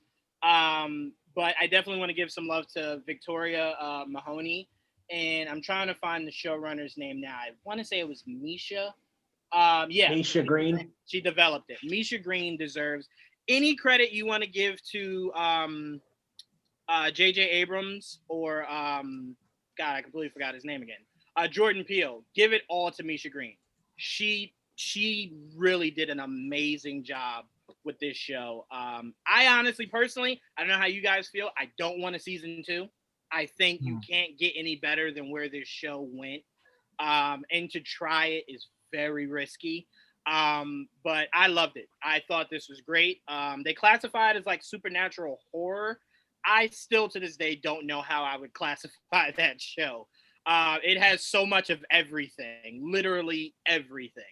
That's where I want to come in. I didn't want to say anything about the movie. I love you, man, but like, didn't you feel like it got off the rails towards the end of the season? Like I was with him and I was so gung-ho for like the first 3-4 episodes. And I'm like, oh, it's getting even weird. And I was never like big Lovecraftian in my passion. So I don't really know other than like Cthulhu and that sort of thing. So I didn't maybe recognize some of those references that they were throwing in there, but like that show went from like 0 to 100 by the time it was over. And I was just like, what did I just watch? You know? And I don't know if that's a good thing or bad. Episode 2 went right into 100. Like, episode 2 felt like the end of the season. Yeah, 2, yeah. That was crazy. I will say the biggest chef kiss I give Misha Green was, and obviously she didn't plan this, but it came out legit right at the best possible time for this show and its subject matter to come out. I don't know, like that's possibly the best timing any showrunner could have for putting out a show with that kind of subject matter. Yeah. But I will say shows like this have to start becoming more comfortable with going from a large number like 10 to about 6 to 8 episodes. Yeah. Not all of these shows need to be 10. Whenever you're 10, it means between 1 and 9 is fluff somewhere in there, where it's an episode that if you missed, it's okay. So they need to kind of work that out definitely going forward. But I love this show. It was my favorite of the year, but it was tough. There were just so many. Next up, I'll go Tia. What was your show of the year? So like you said, there are so many amazing shows. The Flight Attendant comes to mind, obviously. Defending Jacob, Ozark season 3, freaking whatchamacallit, Narcos Mexico season 2 came out this year. I almost considered putting that, and this is going to be a little cliche because it is so popularized, but I watched it like not too long ago, and I'm going to put down The Queen's Gambit. Like when it's good, it's good. Like I enjoy, and I'm not a chess fan at all. I've tried to learn chess throughout the years and have failed every single time in learning. I'm a checkers person, but freaking this made me care about chess. Like the way that Anya was performing the entire season was just so captivating. Her eyes are so amazing. And I loved how the show surprised you. There were moments where you thought she was going to beat an opponent, and she didn't, and she lost. And it's like dealing with that loss and dealing with the imperfections, because she certainly wasn't a perfect person at all. And it was just so smart. It was like, it made me feel intelligent, but I felt that it was really done very well. All of the side characters were done really well. I loved the relationship between her and her adopted mother, and I loved the relationship between her and all the other people in her life. And I just thought that the end of that was so brilliant. Like I would maybe like a second season just because I thought it was really good, but I'd be perfectly fine if it just kind of remained as a limited series, because it told the story it needed to, and that ending to me was just such a beautiful ending. So it may be a little cliche to say it, but I'm going to put the Queen's Gambit. Yeah, I'm somewhat opposite of you. It made me hate chess more because I'm bad. So it was like watching it, and it was just like, I'll never be that good. Like I hate it more now. Well, it made me want to get like a chess set, which I think is that was reported that's been on the rise. But I watched it, I'm like, maybe I could really do it. Like maybe I just wasn't dedicated back then to learning, but maybe now I could really learn. I stay in my own lane, so when they give me a Connect 4 movie, that's when you'll see Juwan. Don't give Adam Sandler any ideas, all right? Live right now, like I can make that work. But no, that's a really good pick. And honestly, it's not cliche at all. It honestly would have been people probably would have complained if none of us picked it. So it's one of those that is just too good that you have to bring it up. Well, it showed me that the actress should be in more things. Like she can hold her own as a series lead. Me and you had this conversation, Tia, and I kept telling you that I thought she was brilliant in it. I still prefer her performance in the M. Night Shyamalan movie. The Glass? Split. I still prefer her. I thought you were going to say New Mutants for a second. Don't dump on New Mutants. That wasn't too bad of a movie. It was not bad. Speaking of movies better than Invisible Man, I mean, but you just killed an angel. Her performance in Split was really, really, really good. It was what was my introduction to her. I feel as though she has not topped that yet. I just put this right alongside it, but I don't think she's outperformed her performance in that. So I still, Tia, definitely feel like I need to watch it. It's on my list. You haven't seen Split? Oh no, I was talking about Queen's Gambit. Gotcha. Queen's Gambit. Yeah, I'm about 3 episodes in, but it's definitely like it has captured me in one of those ways where I'm like, I need to watch this. I think it definitely does that. Like I got my mom into it, and my mom's normally the type of person where she's like, I can watch 1 episode per week. Like when she was watching Daredevil and the Punisher, like she didn't binge. She was like, I'm gonna watch 1 episode today, and then I'll wait till next week and watch the next episode. You know, for me, I go. But her, I think she watched like 3 episodes of the Queen's Gambit per night. So it's like for her to want to binge that, it had to have been good. I respect that, because if Netflix gave us Daredevil episodes weekly, I'd be like a crackhead. I'd just be like, all right, I need more of those now. But next up, Ryan, I'm gonna go to you. What show stood out to you this year? So you said like 3 different TV categories in the list you gave us, but I'm trying not to put my bias in here and say Devs because I was on it this year, but like flex. Yeah. I want to. And I love the cast, the director, everything in that, but I'm going to actually say Raised by Wolves got me this year. Ooh, I really like Raised by Wolves. It's just, there's something about Ridley Scott and the projects that he tackles that Especially he's gone more into the philosophical realm, starting with Prometheus into now. I was enraptured by the performances, which will probably come up later. I just was initially I was kind of puzzled at how it was going to play out, and I just got done watching the first 2 seasons of Lost in Space. I was kind of in this space headspace, if you will. But it was, I don't know, it just had me from beginning to end, and I just wanted more and more and more, and I cannot wait for season 2. No, I'm with you. And everyone thought Ricky's Invisible Man was a hot take. Here's my hot take. You hated it? No. I loved it. My hot take is I prefer Prometheus over the original Alien. I get that. I'm cool with that. I love Prometheus. Wow. I prefer it. And here's why. Here's the added level of why I prefer it. He very easily could have milked the idea that it was an Aliens movie and milked that for us to go, oh, it's an Aliens movie, let's go see it. Let me just speak for myself. I had no idea that was an Aliens movie till the very end when I saw the damn alien, and I was like, yeah. Well, goddamn, I didn't even know they were going there. What did I miss?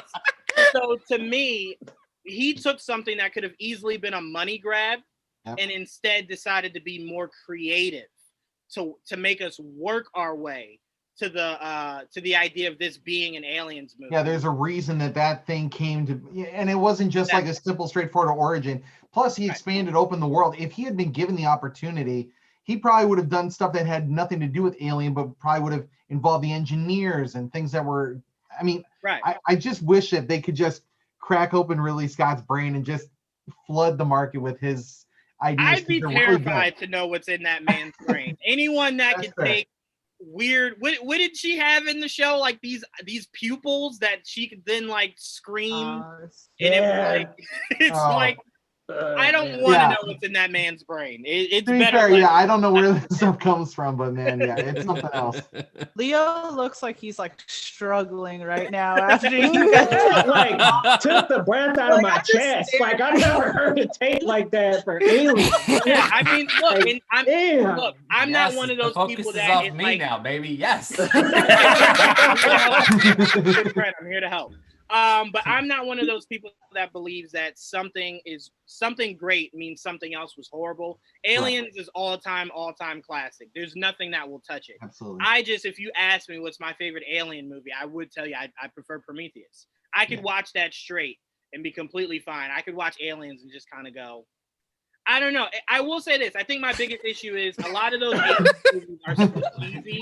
It just takes me out of it. It really does. It really does. Really? Like, see, Prometheus for me was so boring. I'm sorry. It was a decent movie, but it was, it was just, right. It was boring to me. It was honestly, I could see that. It was a table setter. So it was heavily story driven. Yeah, I fell asleep at the table. Oh, no, man. I mean, I'm with Leo though. It's an okay movie. You know what I mean? I just applaud how creative he was, because he could have easily gone for the cash grab. And because Prometheus is about exploring concepts about philosophy and things like that, and that makes it more of an interesting concept and ultimately a decent execution from Ridley. But yes, a more from beginning to end, well cut, well paced movie. Alien, 100%. Right. Just a better movie. Yeah. I'm really loving Angel's face through all of this. Like, finally, it's off of me. We'll go to you next, Leo. What are you putting up for show of the year? Well, wow. Raised by Wolves, that was one that was so loaded, but week to week, it was just like, that story was unwrapping, and it was just getting more and more crazy every single week. Right. It was really good. I cannot wait for season 2. Yeah. Got the guy from Vikings in it. That was really good. Travis Fimmel, I think, right? Yeah. He did a really good job. But I'll admit, I kind of got a little confused with the whole Marcus stuff, and I was like, wait, is he really Marcus? Have to go back. I was kind of like, what's going on here? But I mean, all in all, great series. Actually, my 2 favorites have already been said. Now, I haven't finished The Queen's Gambit, but it's coming up on a top of my list here because it's so good that I just want to save some episodes. I'm on episode 5 right now, and I'm like, look, I'm just going to peel back one layer every couple weeks because I just don't want this to go by because it's limited, right? One season only. If I'm I not believe mistaken. it wasn't renewed or anything like that. It's just I think 7 episodes. So it's yeah, just but I've been following Anya Taylor-Joy since the Witch, and she's been doing amazing ever since. I mean, I thought she was the best part of New Mutants. I liked her in Split. I really like her in this show a lot. And like you, I immediately downloaded a chess app afterwards. The first couple episodes are a little slow, but it starts to pick up when episode, I think it was 3 or 4. The end of that made me just bawl. I'm not going to spoil for anybody, but yeah, just I know what exactly happened. what you're talking about. Yeah, That's the episode that I just finished. I just finished the episode 3. As soon as that happened, I was in my tears. I could not. Oh my God. I was like, okay, I'm just going to breadcrumb the rest of the series. Yep. Now, my top, though, was Lovecraft Country. What I loved about Lovecraft Country is how much it explored different genres. You got an Indiana Jones episode. You got some episodes that reference time travel and things like that. It just really was so exploratory. And then there was that episode that was pretty self-contained with Tick's backstory and when he was over fighting in Korea, and that kind of felt like a Korean drama. Like they just experimented with so many different genres that it kept things interesting. It got a little mucky in the middle, though, I'll admit. Probably like episode 2 was way overloaded. And then probably till about that episode where Tick was over in Korea, it started really picking back up for me then. But it got a little mucky in the middle. But all in all, it's just a fantastic series. Great genre exploring. I like the finale was crazy. Jawan, I'm going to have to disagree, though. I want a season 2. I want to see what's the aftermath of all this stuff. I know it kind of had a very decisive ending, but I want to see what happened with the ending there. And I almost spoiled there, excuse me. But I want to see what happened. Yeah, I haven't seen it yet. Calm down. Yeah, I'm come like, on. oh, man. I almost went for it, but that was good. Honorable mention to Boys. I completely understand why you would want a season 2. I completely get it. My fear is always when you've hit something so perfectly, you can only go down from there. You can either maintain or go down. It's really hard to top it. So that's just my biggest fear for that show. Because a lot of what that show had to tackle is what made it so great. And it's like, what happens when that's not a big issue in the world and you're portraying that? Like, do you do a time jump? Is it more modern day? Is it like 5-10 years after the events of this? Like, it all depends on their execution and where they decide to go with it. Because there's plenty of stuff they can do. It's just about, like, I can't lie and say the subject matter in the right time isn't what helped that show explode. Because I truly do believe that had some to do with it. Not everything. Oh, sure. Definitely some to do with it. So what do you do when that's not the issue? What is your calling card then? So I'm curious. I mean, I want to talk to Misha Green really badly to ask some of these questions, but I will say she has a great support system with Jordan Peele and J.J. Abrams. So they are full of great ideas going forward. So she'll be fine. We're both together on Lovecraft Country. I love it. Angel, it just builds a world every episode. It just sure does. Fantastic. It really does. Angel, you're next up. What show captured you this year? So first of all, I agree with you. Prometheus, amazing. I loved it. I remember when I first saw it. Yeah. Seriously, I remember when I first saw it. I cannot believe what Ridley Scott had done. And I was like, this guy is a madman. I absolutely love that he connected it to aliens in such an intuitive way. And I loved how horrifying the engineers were.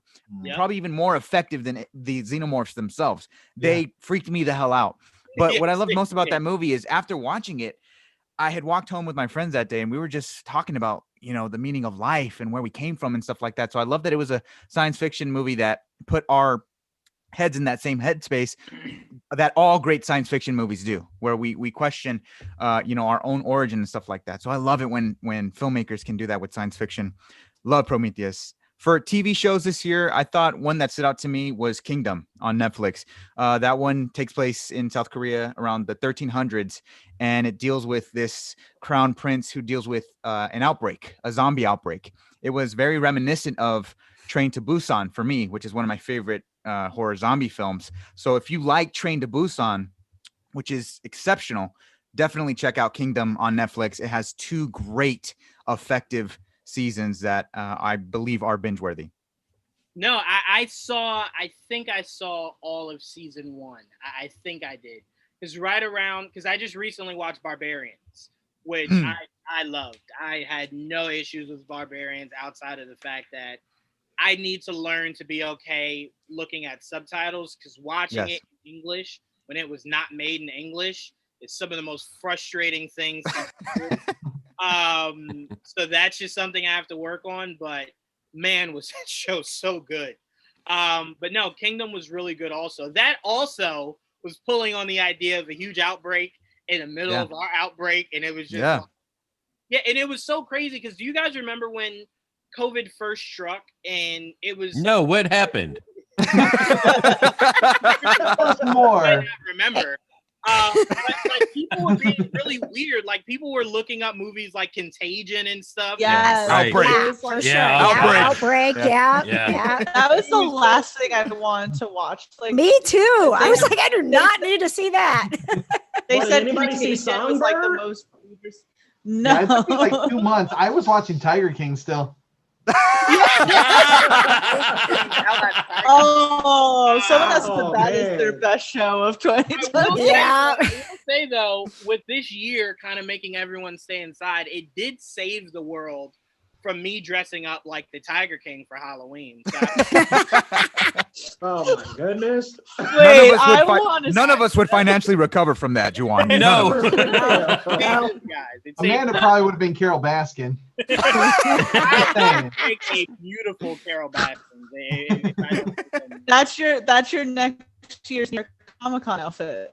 There When you you go. meet Rosario Dawson again, you're gonna show. Carol Baskin. Okay, I'll think about it. Blonde wig and all. No, but Kingdom was great. But it also kind of like Lovecraft Country did pick up on what was going on. Obviously, it didn't time it, but picking up on what was going on and really kind of flourishing in the idea of people just being fascinated with that. I personally could never do that. I couldn't watch a movie like a horror movie of someone being home alone, knowing that I'm home alone.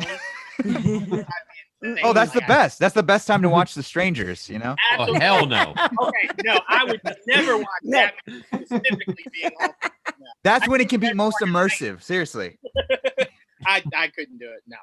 Nope. I once watched Chucky, and then my sister's door doll went off, and from that moment, I can't.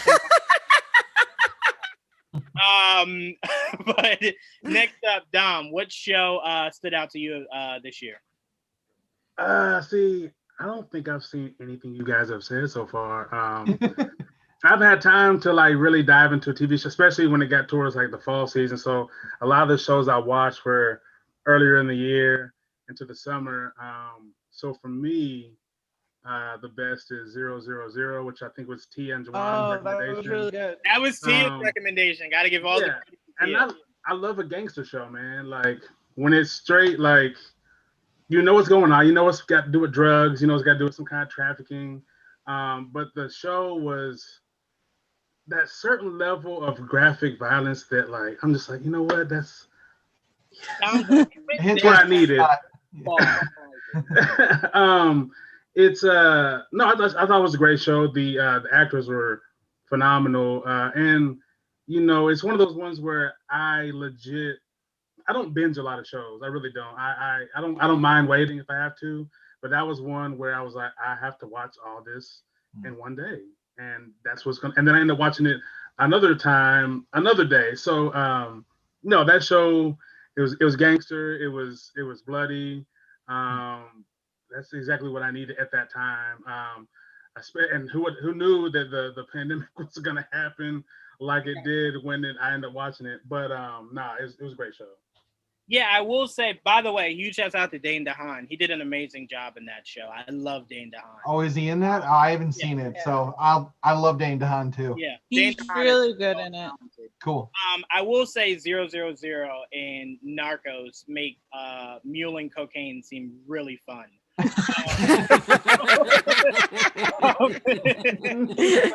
out to those two shows. I don't know if 000 did that for me because every episode, the main actor, like the lead, was so stressed out getting those, like, you know, the shipment to the people she needed to. So I was a little stressed out. That made me nuts. They were really stressed.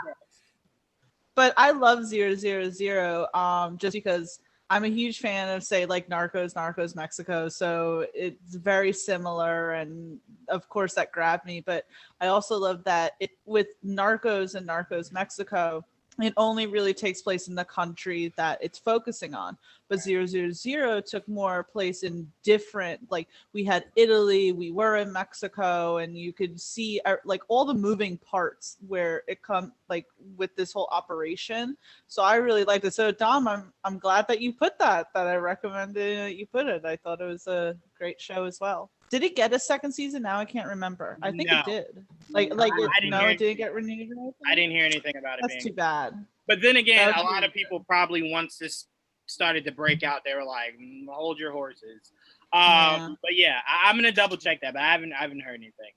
Dan, I'll go to you next. What show stood out to you this year? Real quick, you don't have to answer this if you don't want to. Ray, where are you from? Who? Ray. Angel. I'm sorry. Oh, right. Ray Angel on it. I'm sorry. I almost forgot who we had on here for a second. Square man. Like, I don't think my name's Ray. Ray. I'm from Los Angeles. Oh wow, you're so upbeat and really nice. I figured you couldn't be from the East Coast. Yeah. That is 100% true. Yeah. I got nervous about when Dan was like, "No, I live in New Jersey too, Juwan." I was like, "I don't think you do." Oh, thank you, Dan. I appreciate positive that. about everything. It's refreshing. You don't get much of that around here. But yeah, I don't watch. Way to make me feel bad for making fun of him earlier. Shit, jeez. Way to pick on the nice guy. I'm this way because I saw The Invisible Man.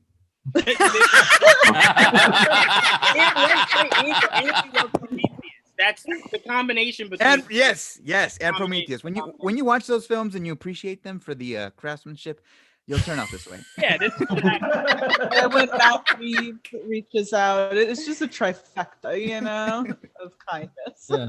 It's on you, Dan. What show stood out to you this year? I don't watch a whole lot of television, but a show that was recommended to me was The Truth Seekers on Amazon with Nick Frost and Simon Pegg. And it's a very silly show. It's not really the best out of any. Like Queen's Gambit was really good. I enjoyed that. I debated putting The Last Dance as my favorite, but that's more of a documentary, I feel. But so The Truth Seekers, it's very silly. It's Nick Frost as a paranormal investigator. Malcolm McDowell's in it, and the characters are just very endearing. And I like paranormal movies and stories and all that, and it's a lot of fun, and it has a ton of heart in it. It gets very deep.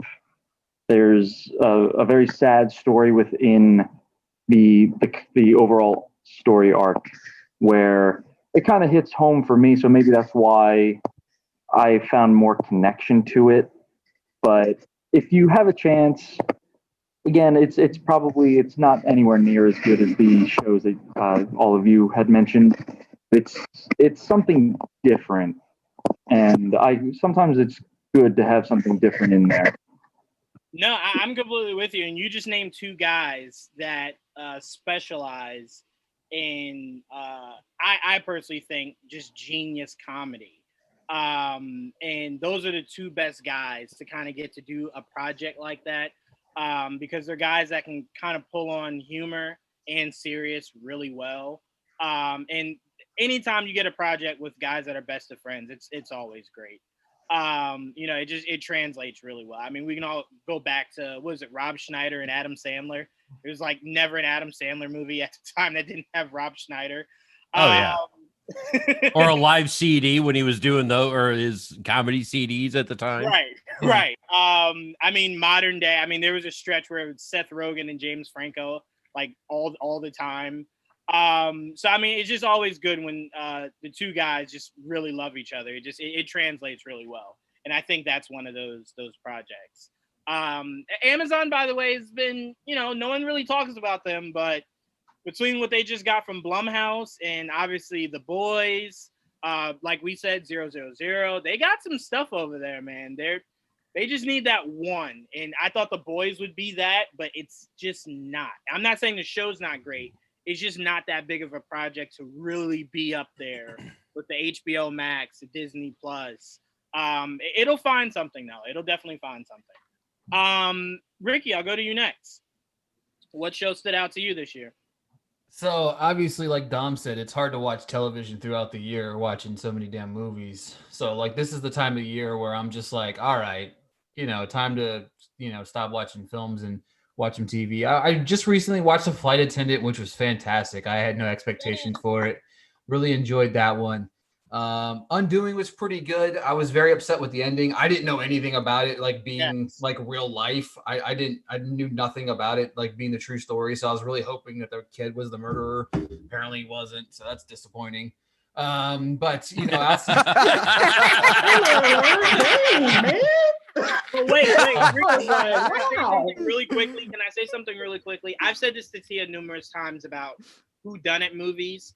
It's like, it's so hard to build up all that anticipation, and then the payoff is just worth it. Like, I find like whodunits are so hit and miss, because it's like, you as a viewer with a whodunit, you're like, there's 8 people I know for a fact did it, and then when they reveal it, you're like, him? Oh no, come on. And it's like, all the signs were there. But The Undoing is possibly one of the greatest whodunits with the worst endings ever. Well, I mean, the fact that it's based on a true story really sucks. You know what I mean? You can't deviate from the true story. Obviously, going into it, I'd say don't watch it with that in mind. You know what I mean? Don't watch it with that. Ricky, could you picture if at the end of Lincoln he just ducks and then punches him in the face, like, oh, I didn't see that ending coming? Didn't Marlon Wayne star in that movie? Like, I feel like he probably played that movie already. Like, it's like, but for me, I've watched a couple really good shows this year. Little Fires Everywhere, I really love that. Dead to Me was really good. I had to literally go Google what shows came out this year, because I didn't know which ones I actually watched this year, last year, 10 years ago. But for me, the one that stands out to me, it's one of the greatest television shows ever made. That was Ozark's season 3. Tia's on board with me. I started a trend very early on. I still am befuddled that Tom Pelphrey did not get nominated for his insane role. In that show. It is one of the best performances I've ever seen, and there's a couple episodes where your jaw drops. He draws you in. It's not just one of the best film. It's film TV. It was one of the best performances I've seen all year, and what he did in that show, and the fact that, I mean, it's just like the Academy Awards dumb things all the time. You know what I mean? It's Shape of Water won Best Picture, but that's whatever. You know what I'm saying? But like, there's just certain things that he does in that show is fantastic. I loved it. I loved Pelphrey in the show. I love Ozarks. I think that that's a show that knows how to put a bow tie on the end of a season, right? You know what I mean? That end of the season. I don't know if anybody's seen. I'm not going to say anything about it, but I'm with you. I'm right with you. I won't spoil it. I won't. But I think the Ozark has the chance to go down as this is the last season too, which I am very pissed off about, COVID, because it put off the filming of Ozarks, which was supposed to happen this year, which would have had the episode, come out next year. So I don't think it's coming out until 2022 now. So thanks, COVID. But, for me, it's Ozarks. I love Ozarks. I'm trying to catch up. Like, you guys are mentioning shows. I've literally been on here, my Apple Notes here, like adding lists to shows that I will watch eventually at some point, you know what I mean, over the next, 10 years. Yeah. But go ahead. No, it's Ozarks is one. It's a great show. What Jason Bateman has done with that show is, the guy's brilliant. Have you Ricky seen The and I Gift, literally- Jason Bateman? The Gift. Yeah, with Jason Bateman. So good. So Amazing. good. Amazing. So I good. love Jason Bateman's range as an actor. He's Yes. so incredible. I will watch any project that he's in. And Ozark, love everything you said about it. It's remarkable. Absolutely Yeah. remarkable. It is, and it blows my mind because I love actors that do stuff like that, right? The comedic Yeah. ones that venture off into like it blows my Yes. mind that Danny McBride wrote Halloween, the most recent Halloween. I love that. Yeah. You know what I mean? I Yeah. love that. You know what I mean? Like Seth Rogen is a twisted man. I mean, I'm sure he just gets high and just like, yeah, look, there's gods over there, and then there's turtles, And and him and Steve turtles, Jobs. oh my god! And then it just Yeah. becomes great. You know what I'm saying? Yeah. So I But- will say what I love most about Ozark is I said this with season 1. And this will let you guys know what my favorite movie of all time is. But Ozark stood out to me because I think it has the best writing since Godfather. Just Wow. writing where it's almost flawless. You can't like the original guy for like the 19. Yes. Oh. Yeah. To where it's just like the storytelling, the interactions, the characters, everything is so flawless. And they do something that I really love, which is everyone always creates kids to where like you hate them and you're like, I mean, if I wouldn't necessarily cry. And this recent season of Ozark, the daughter is that, but they do something special with her that kind of resonates to where you're kind of like, I get it though. Like you watch Game of Thrones and you're like, I could literally push that kid off a cliff. Never think twice. But Ozark, it kind of brings you into where you're like, I hate her, but I get her. You know, it's to see the world that she's now having to live in. You kind of understand it a little bit. And that's what I think they do differently with that aspect. That other shows just kind of make you go, I hate that kid, end of the story.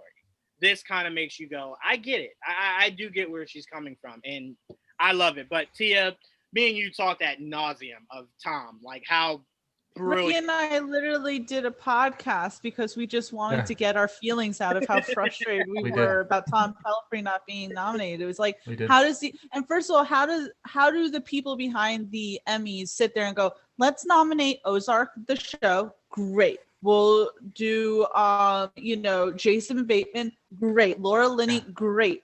Were there any ones that we were missing? Nah. And it's like, And are you he's kidding the me? best What part did of the you show that watch? season. He was, I He love was the he best carried part. that show. Yeah, he carried I that. mean, you're telling me that he had that like half-hour monologue in the back of a taxi cab where and that didn't nominate him alone. I was so mad. The disrespect for Tom Pelphrey, I'll never forgive it. I'll never forgive the disrespect. I won't either. But it's okay. Award shows have serious problems with awarding the people that actually deserve things. I mean, it's been a long reading history. Well, of things. as much as we think they're horrible at that, let's not forget how horrible the Grammys are. I mean, they give Is that still on? Yeah, I didn't know that was still happening. Grammys I always find funny because they'll give an award to somebody that a year later you'll never hear anything else from them, and it's like, well, how are they that good if like they don't exist anymore? Taylor thought that was Taylor what the Swift. Who's VMAs were she? for. God. Who's Taylor Swift? 40 albums later. I love KJ Tay-Tay. and Patrick, you guys will round this out for this topic. The shows that stood out to you guys this year. There've been, I would say there've been quite a few this year, and we lean on the the sci-fi and superhero type shows, but there were some really good ones this year. I mean, I do think the Boys is one of the best, what they're doing with it. Eric Kripke is freaking just brilliant. And, I was a Supernatural fan, and it's like seeing him write this show. There were so many things in Supernatural that he had to hold back on because it was on network television, that it's just like, just do it, and when people were getting mad about, making comments about, the gore, he was like, this is fun gore. Like, let me do this. Do you know how much fun we have creating this? Like, you're going to be mad about it. So I think that has been one that really just I wouldn't say I was pleasantly surprised because I expect this kind of show from Eric. But one of the things I was bummed about in my time with talking with Giancarlo Esposito was that when I talked to him, obviously the Mandalorian was going on. And so I had 8 minutes with him and I had to decide what we were going to do. And so most of it was Mandalorian, but when I brought up The Boys, he lit up about that too. And just wanted to talk to him about like, how do you sit in that room with Homelander, and like have the performance that you have? Like he is just absolutely phenomenal in that show and in owning the room despite the fact that this giant character who owns everything else is there. So I just really love where they've gone with it. I thought that the second season was up another notch. Outside of The Boys, I mean, I thought Umbrella Academy season 2 stepped it up again. Like I thought season 2 was better than season 1. Yes, it was. Right? Yes. Heck yeah. I mean, I thought season 1 was good, but it was also kind of in that place where I was like, man, I don't know if I want to go back to that. It was kind of a bit exhausting, a bit dark, but the ending was so great that I wanted to see what they were going to do. And then season 2 comes and I was like, man, they are just on it. The pacing's great. The characters are better. They're just like, everything is just firing the way that it should be. So I think it's hard for me to pick a show of the year when I'm looking at some of those. I love Defending Jacob. I mean, we've mentioned it a few times, but there are days where I sit there and I'm like, does the fucking kid do it or not? Like, yeah, you still no spoiler alert. KJ, because it's like, I'm gonna try my best not to spoil this for anyone who hasn't seen it, but you get to the end, and the relationship the viewer has with the mother is so rocky to where you hate her, right? Yeah. But then you go, could you picture if your flesh and blood was a right of this? And then it broke my heart when they went on vacation, and it was like again. Yes. Just to see how it broke them as parents, to where it was just like, but at that point you throw the kid away. You're like, at that point you're like right, because it's trash. You're like, I don't want this model anymore. What's the newest one? Yeah, I mean, I was like, thank God we're never having kids, because oh my God, you can be like pretty decent people and have that. Yeah, at that point you just go, hey, we're moving. And he's like, where? And it's like, no. No. You're staying. We're moving. You're not. KJ and Patrick had they have the real concerns. Like most people are like, oh, let's not have kids because of financial, difficulties. Yeah. KJ and Patrick are like, what if they become a serial killer? Right. And that's their thing. That's why we're not having children. How come you're not having children? Yeah. Well, what if they kill people? Well, and the way we both were as children, it's like, oh, great, they're going to make a movie about the Antichrist, and oh, guess who's getting casted? So, that's yeah. Yeah, the only reason I would want to have kids is to see if I could talk my wife into naming him Bruce Wayne. Like that's my how can I get her to sign off on Bruce Wayne and his nickname is just Bats? Like, how can we get that? No, but, Umbrella Academy season 2, what I love most about it is a lot of people, never heard of the comic book. Yep. I tell you, it is almost ripped right out of that thing. They take a lot of liberties with the show. But one of their major villains in the comics is a tall statue of Abraham Lincoln. Like, that's how insane that comic book is. Oh, that's awesome. Series is. And I've always wondered how they could bring that into the show, where they're legit fighting a tall Abraham Lincoln. Oh, man. But they'll find a way. Job with it. They did a really great job with it. But The Boys, I will say The Boys made me very uncomfortable for numerous reasons. Yes. I didn't drink milk. Because I didn't like the symbolism behind it. Yeah. And me and Tia, when we reviewed this one episode, this isn't a spoiler for anyone listening, but the scene where you see Homelander and Stormfront in the alley with the guy is the most. Oh, so uncomfortable. I've been a third before, like looking over and they're just making out. That isn't as uncomfortable as that scene. Yep. So bad. I was just like, wow. Like if you could think of like who's the worst couple ever, it's like Homelander and Stormfront. Definitely. Yes. 100%. For sure. No, for sure. Patrick, before we finish this up, did you have anything you wanted to add? Yeah, I'm actually gonna go network TV on this one. I became a fan of Prodigal Son, and oh my god, yeah, I'm telling you, and we have worked with Tom Payne before for many shows, and he's one of the nicest human beings in the world, and then like just knowing him from his character on The Walking Dead, and then you're like, you meet him and you're like, you talk to him, you're like, wow, you are British. Okay. Good job. Number one. And then number two, it's just like, not a Walking Dead fan myself, but then all of a sudden, like Prodigal Son comes up and then it was just one of those, it's like, all right, you know what? Fine. Let's just give it a go. And then I was just like, what the hell? And Michael Sheen so good. I mean, he is mind-blowingly good. Yes. And just the writing, and it says a lot to it talks a lot to the mental health aspect of anybody in general, and it's obviously exemplified with the fact that his father is one of the most notorious serial killers of all time. But just the way the writing goes, the inner strife with Tom Payne, and the way Michael Sheen just the way he is so in and out, and just you're like, God, he's I make it akin to Heath Ledger's Joker in The Dark Knight, to where it's just like, wow, he's a bad guy you want to root for. Wow.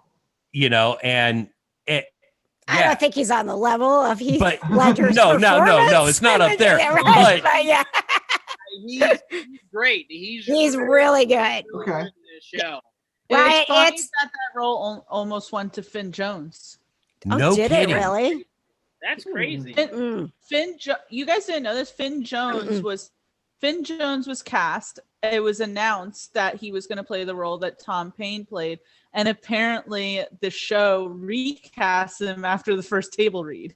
They were like, no, and then they got Tom Payne in there. So Tom is doing phenomenal. They say table read, but really they just saw season 1 of Iron Fist. Right. That's all they needed. No, I mean, I'm so excited that you put this show up. Everyone's like, man, I can't wait for January, WandaVision, and I'm like, but Prodigal Son, right? Yeah. That's but no, the way that season 1 ended was just like another reason why you don't have kids. Just yep. Hey, I'm good. As you can see, the shirt saying I'm good being the crazy cat guy. I'm good with that. There's a reason we don't have kids, because hell no. That's just like the biggest fear. But no, I'm so glad you put that show on there. I'm going to get you guys out of here because it's running late and we are all tired. We're just going to run through a few geek topics really quickly, because can't have a geek show and we not cover some geek stuff. So I want to go to Geek Show of the Year. I'll start it off. Mandalorian season 2. It's so many you could put, but yes. Come on. I'm going to be honest with you guys. It would have been a lot harder if season 2 ended with any other Jedi except for who they ended with. Any other Jedi, and I'm like, I could maybe make a case for other shows. You end with that guy? Yeah. I don't think it's the CGI, but the rest of the season is perfect. I tell people this all the time, Ryan. Yeah. CGI wasn't the cleanest, but there's a movie called Rogue One that did it worse. So Honestly, what makes that scene work, honestly, and we all know that CGI, you know, it's not the cleanest. It's not like MCU Kurt Russell in Guardians of the Galaxy 2. It's not Michael Douglas in Ant-Man, you know. That's what I was saying. What made it so impeccable was they got the presence of Luke Skywalker down, and to see him return. I mean, this whole year has been so hectic, and the fact that even through these dark times, they could embody hope within that character and give us that light once again. It was absolutely mesmerizing and a historic piece of television that we all got to witness. And one thing I said coming from that moment was, damn, I wish in that moment Grogu can talk. Because when Grogu he wanted to turn around and be like, yo. He would have said, holy shit, it's Luke Skywalker. Just like the rest of us. I want to give a lot of props to, and I'm going to pass it on to you, Angel, but I want to give a lot of props to Moff Gideon in that moment, because what made that scene special is when Bo-Katan is like, it's a Jedi, and Moff Gideon was just like, he had no Star Wars in that timeline. The only Jedi that anyone knows of is Luke. Yep. Luke is that he just killed Vader. So it's like, no, this guy can't be coming here. Yep. And like that's why at that moment he was just like, I'll kill myself. I can't know. But it did something so special to anyone that grew up with those original Star Wars movies that got to see Luke, that then had the large gap that could only read about him. And then unfortunately, we saw what the newer movies did with Luke. This showed you why he was feared. Yes. A guy that would come to you with a smile on his face is feared by a galaxy. And this is why. I mean, he even force choked. That's a no-no to Jedi. You don't force choke. But he was like, no Jedi exists but me. I make my own rules. Not for nothing. It was force choking like a robot. So does that really count? It's the idea technically. Because think about it. I mean, Mace Windu used that on Grievous. He's why Grievous was hard to breathe. He closed in his chest. Even then they were like, Mace, don't do that. Like, but no, Mandalorian season 2, beautiful season. I think everybody cried for different reasons in that finale. It was beautiful. Grogu touching the helmet and saying, "Let me see, let me see," was just beautiful. But Angel, I'll pass it to you. Your Geek Show of the Year. Yeah, I couldn't say it better myself. I completely agree with you. The Mandalorian season 2 completely takes it. I mean, even without Luke Skywalker, I thought the show was absolutely epic. I love the relationship between the Mandalorian and Grogu himself. I think that's why we all connect with the show so much, because the Mandalorian himself, not only is he an amazing warrior, but he also has such a great heart, and he plays this impeccable caretaker role, which allows me to connect with him so much. I love him so much. I think Pedro Pascal, this is Pedro Pascal's year. What he did with Mando, you know, just with his voice and barely removing the helmet. You know, it reminds me of Carl Urban's performance in Dredd, where I felt like they really understand this character, and they really understand how their role fits in the overall narrative, and they care about the quality of the show. And so I really love Pedro Pascal for that. It's easily one of my favorite Star Wars characters. Giancarlo, what he did with Moff Gideon, you're absolutely right. That expression on his face of being of fearing Luke Skywalker is what made that moment so freaking epic. And the way they built it up as well. When we got to see one Dark Trooper against Mando, it was like, okay, these guys are real. These guys are intimidating. These guys are a threat. And to see them all come down, the way that Jon Favreau, Peyton Reed, Dave Filoni all established that moment of Luke coming in to save the day, which reminded us all of A New Hope. You know, that's the way that it should be. And what a great gift to give us in a really tragic year. But man, what an amazing way to offer this form of escapism and remind us all why we are all geeks about this kind of stuff. It is easily my favorite episode of television I've ever seen. And I have Breaking Bad as my favorite show of all time. But just that one moment alone, you're right. I've been waiting to see Luke Skywalker like that, the myth, the legend. And for them to do that blew me away.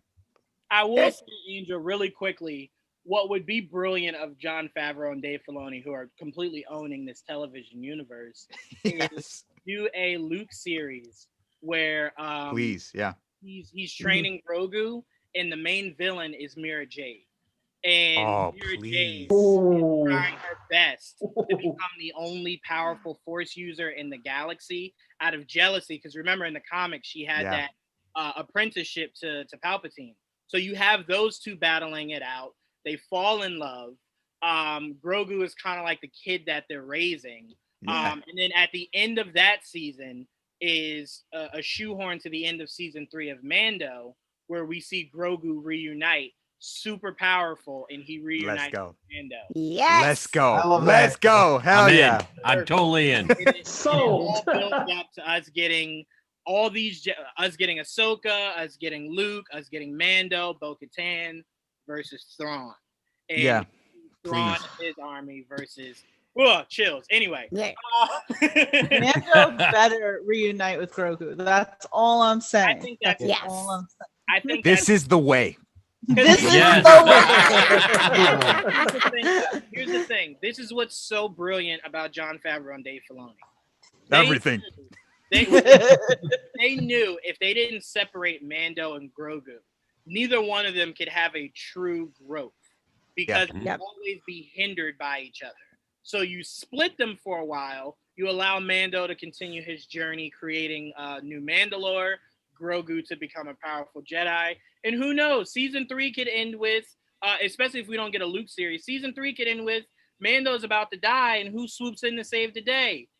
Grogu with a lightsaber. And Grogu's more mature, and he's more trained in the Force. Like that would, our brains would blow more than it did. Yep. Seeing Grogu hop around with a lightsaber, adorable.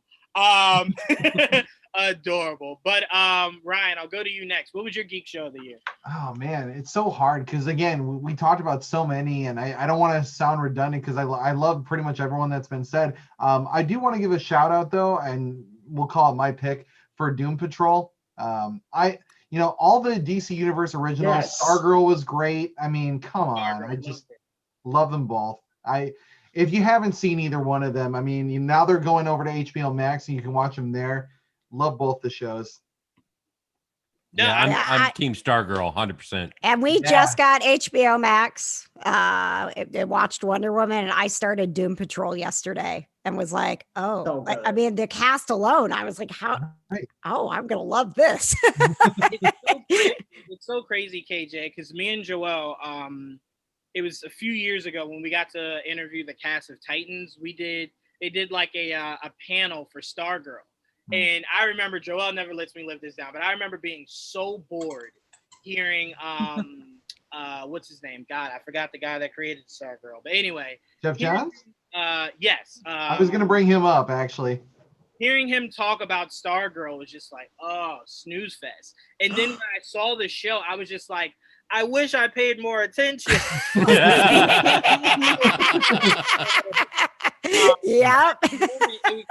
To be fair, it was cutting into when we needed to go do the Titans interview. So I was kind of just like, I want to go. I don't care.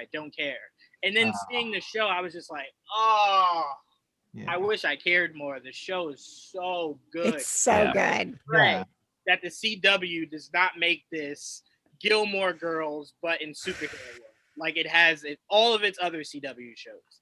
Allow Stargirl to be exactly what it was for season 1. Do not make it 22 episodes. Make it 10. Keep it that short length, and we'll be good with.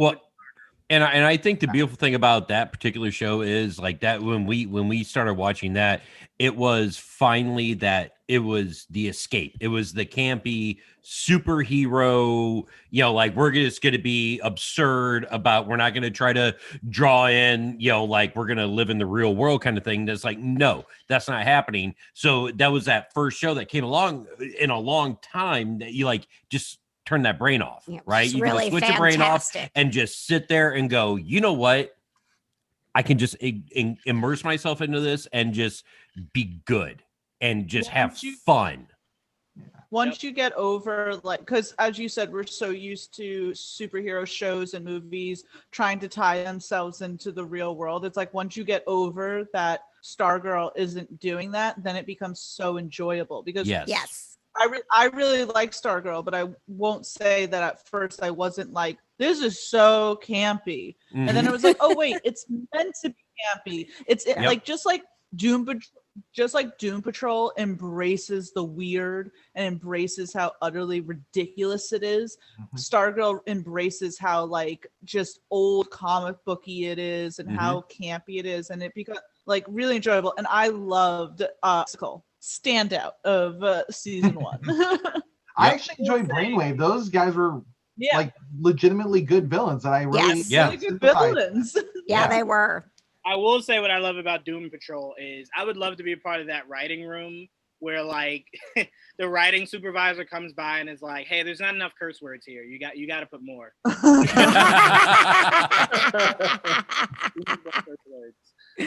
No, but I love that show. I want to give an honorable mention to Swamp Thing. No one talks about Swamp Thing. Phenomenal first season. It does deserve more going forward with the character. It doesn't really have to be the show specifically. But the character itself deserves more love, and obviously we'll see him with J.J. Abrams soon. But I still want to see what the numbers were with the CW, because I heard it was doing well over there because it played last year, but then CW picked it up for this year, and if it did well enough, I mean, they should try and get as much of that cast together again. I think, to be fair though, Ryan, if J.J. Abrams is doing Justice League Dark, you don't double down on it. You kind of just let Swamp Thing be there. But I'm with you. I would love to see more. I could do without J.J. Abrams, but well, not a big fan. To be fair, I don't. Are you saying that because of Star Wars? Star Wars. I think the only thing of JJ's that I've ever really liked was Super 8. Honestly. Oh my God, I think that's his weakest. I mean, well, because everything he does is so built on nostalgia. Like, I don't feel like he introduces anything new. And that's the thing. That and his lens flares. I just never really got past his lens flares. but I mean, but don't you also think that there is a place for a director like J.J. Abrams to hold the nostalgia like close to your heart for an older person like I am watch, to get in, Force Awakens, say what you want, but did you retell A New Hope? Yeah, you did. But he did it well. But he did it well, and he held true to the story, as well as introducing new characters without overstepping his bounds and trying to smash everything that came before it. I mean, I still think it was beautiful directing. That the shot of Kylo freezing that blaster in midair. I did enjoy that. Yeah. Hi. But I will say, I infamously have been known for like not feeling anything coming out of The Force Awakens. It just did not resonate with me. I wanted new. Ryan, I completely understand that, because the way you feel about J.J. Abrams is what I feel, but times 30 for Michael Bay. Michael Bay. We're on a whole other level now. Yeah. Hey, anyone? Sorry, go ahead. Sorry, Tia. I was just gonna say I hate what Michael Bay did to my childhood. That's how I feel about Zack Snyder. Okay. Yes, Thank you. Yes, Tia.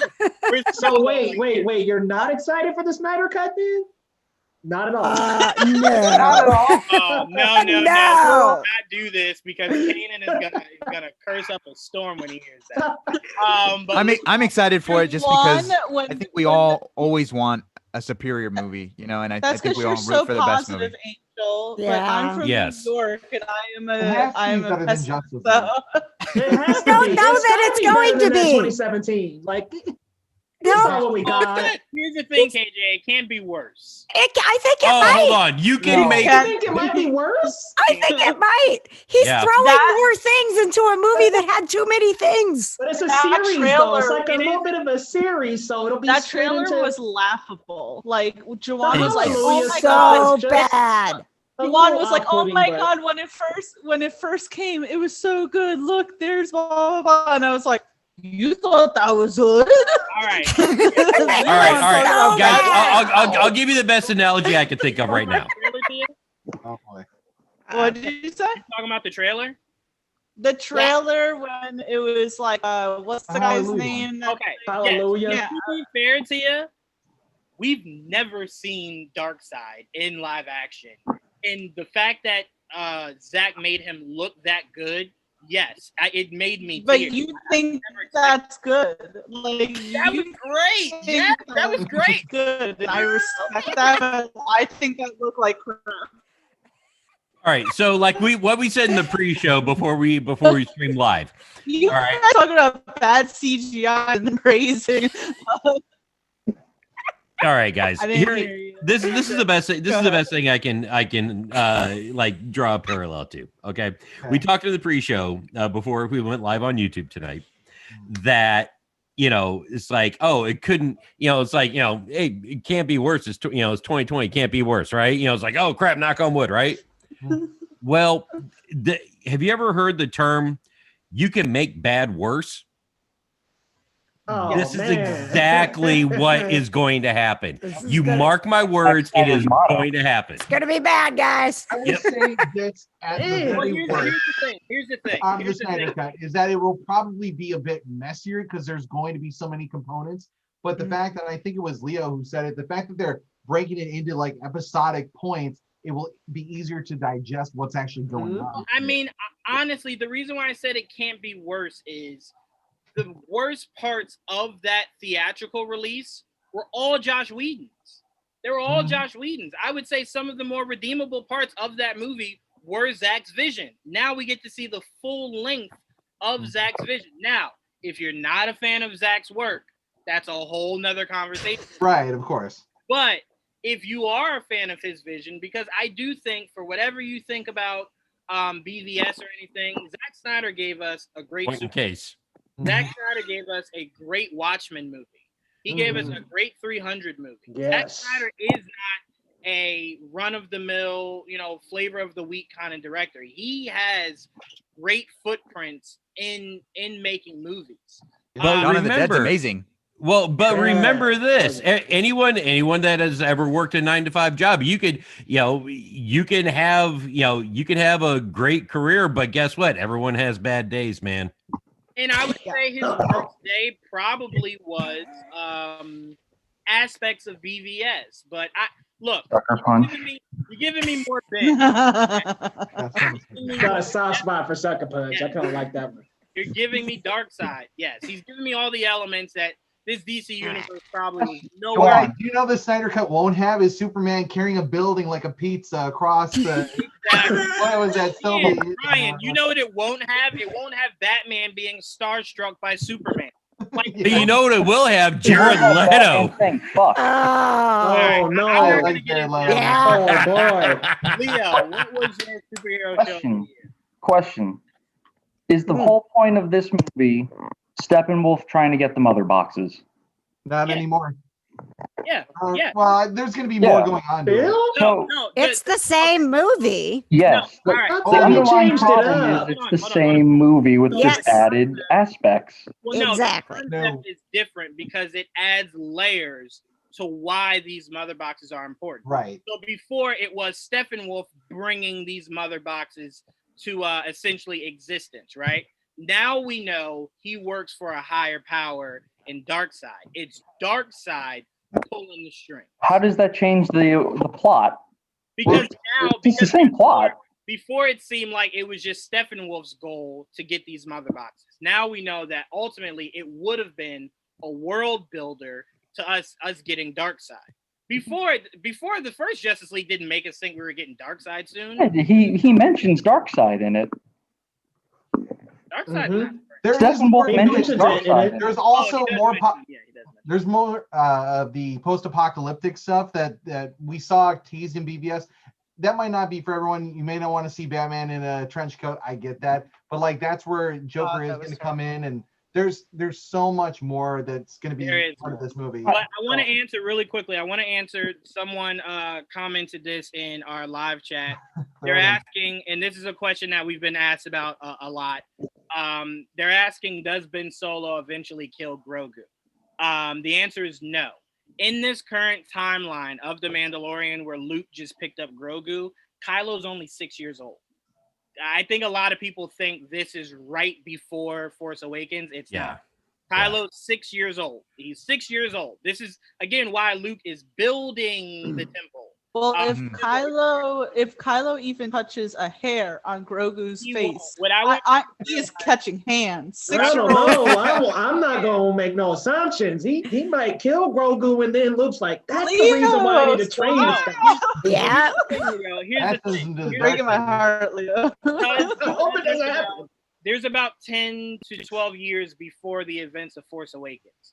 So it's really hard to believe that Luke doesn't train Grogu in 5 years and Grogu goes back to find Mando. So it's like there's so many different ways that Grogu's not at that temple for us to think that he's part of the fire that happens at the temple. So to me, Grogu does not die at the temple. And he escaped one temple already. So I mean, hey, he did. So why can't he escape another one? Exactly. Why can't he escape another one?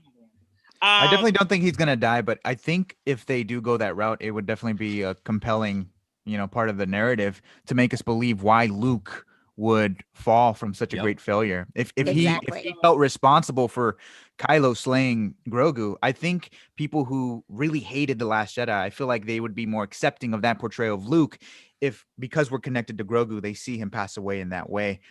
Do I want to see it? No. I want to see Grogu live and go back to Mando. There could be a possibility where even maybe he is at the Jedi temple and Mando comes back to save him, and maybe Mando dies from Kylo and Grogu, escapes.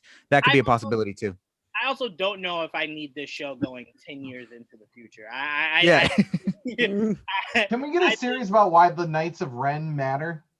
There's a comic book about why the Knights of Ren. They don't. It's a lot better. They don't. They do not. It's a lot better than what the movie does. But the Knights of Ren are a lot cooler in the comics than they portrayed them in The Last Jedi. Oh man! Gosh, I mean, they were just built up so much in The Force Awakens, and you see these guys, and you're like, this is like the new Sith Council here. Right? They get to the Rise of Skywalker, and they just recycled them. Yeah, they turned into like the putties from Power Rangers that they just like done.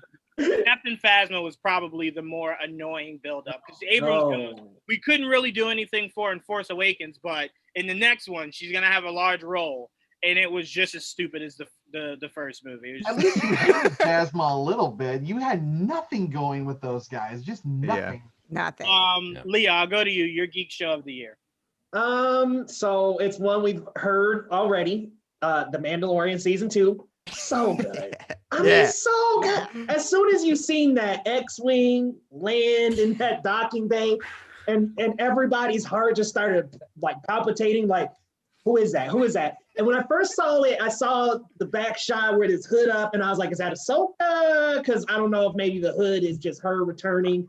Then when you see that green lightsaber, oh my God. What's crazy is I screamed at the top of my lungs. And I don't know if you guys can hear this, but I don't have a high pitch. A very high pitch. So I screamed at the top of my lungs when I saw the X-Wing. When you saw the singular X-Wing, it's Luke. There's no one else. See, I didn't know that. I was like, maybe they're teasing us. Maybe I just think it's Luke. Or it's too good to be true, Yeah, right. I sat there and I said, they're not doing Luke. They're not doing Luke. I did the exact same thing. I was like, that's Luke. No, it's not. Yeah. Right? So I go, okay, they're not doing Sebastian Stan Luke. They're not doing Sebastian Stan. I would have been okay with that. Same. Me too, shit. I would have been too. Like him. No. I would have loved it. I'm just, in my mind, I'm going, there's no way this is Luke. There's no way this is Sebastian Stan. Yep.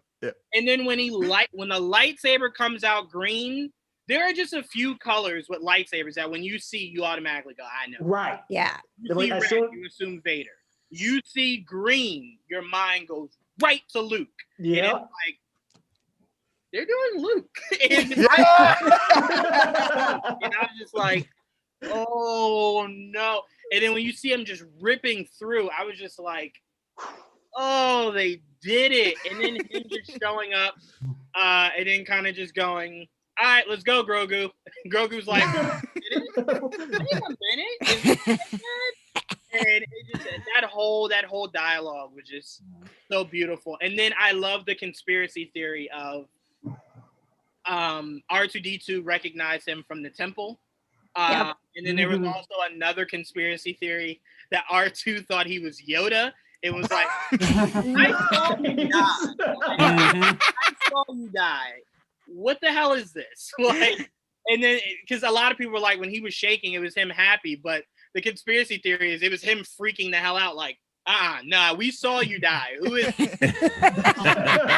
Yeah, man. I got a real quick, just plug real quick. Absolutely. 3 days before the episode came out, I was just like, how amazing would it? Like, I went on Twitter and just wrote this whole like scenario up. I was like, how amazing would it be if Moff Gideon was about to win and then Luke Skywalker comes in? And I just set myself up to not believe it was going to happen. And then when it happened, I was like streaming live and I just got up out of my chair and just shouting at the top. I was like, oh my God, you freaking Skywalker. Holy smokes. But what I love so much about this moment is this is a capacity we haven't really seen Luke in. We got to see him use that green lightsaber in Return of the Jedi for a bit, not really besides the Boba scene and then the very end of the movie when he's fighting Vader.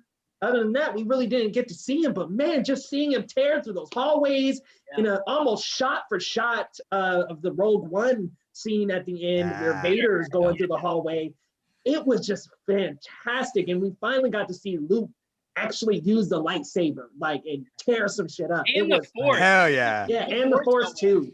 And the Force choke was crazy. I did not see that coming at all. My mind immediately went to, I kind of need to see Luke now interact with Ahsoka because they both have stories that the other doesn't know. It's gonna happen. It has to. Yeah, it's coming.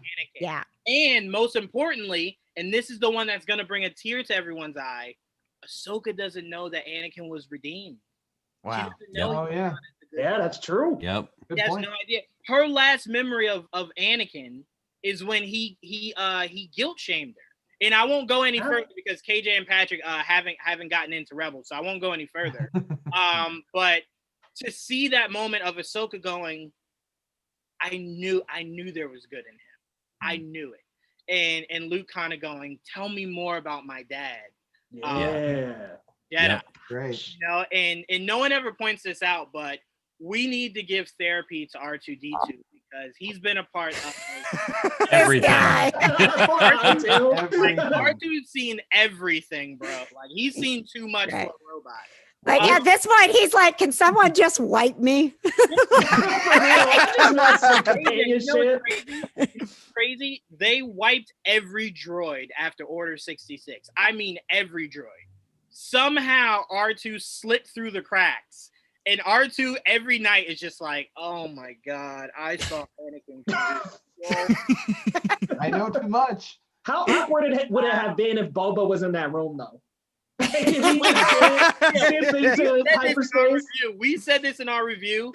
Jon Favreau made sure Boba was not in that room. Because if he was, Luke would go, like, all right, I'm gonna kill you. Like I you would have just force choked him there. Right, I failed last time. I won't again. I'm gonna kill you. But it was just really good that he wasn't there. We now know why. Because I remember when he flew away, I was just like, "What the hell?" Right. I got my own series to you. I see. Boba was like, "No, I know a Jedi might show up, just in case it's him." Hell no, I'm not. Who have we not gone to? Dom, we haven't gone to you. What was your superhero show of the year? So it's hard not to go Mandalorian, but I'm gonna veer off a little bit and go with a show that sadly is not gonna get a season 2, but is I Am Not Okay With This. I think all of us at some point as kids or yesterday have wished that you woke up and had some kind of powers of some sort, right? But then, you never think about what if you wake up with powers and you don't want that shit. You're like, I'm afraid, I'm blowing shit up, I don't know how to control it. And it's not in the realm of your brain, like you don't know anybody else that this has happened to. And that show was great, man. I mean, you have it's a quintessential like nerd storyline. You're like this outcast, and you keep to yourself, and you're into things that no one else is really into, and your life is kind of difficult. And then all of a sudden, you realize you have these amazing powers that you can essentially do anything. We don't know her. We didn't get to see her ceiling, but that show like has so much potential like for this next season. And then of course Netflix does what it does a lot of the times with shows that people like, and they just pull the rug and they're like, nah, Yep. we don't want to do it. You know what's funny about them canceling it though, Dom? That's exactly how the comic book series ended. Oh, really? Like how the show ended with her seeing someone else that's like, hey, let me show you more. They stopped making any more of those comics right after that. So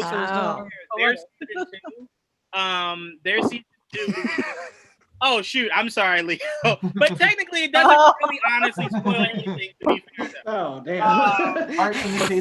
When you watch it, it won't ruin anything for you. But to be fair, season 2 would have been completely them creating something all new that we've never seen. Better get to it, damn it. Right.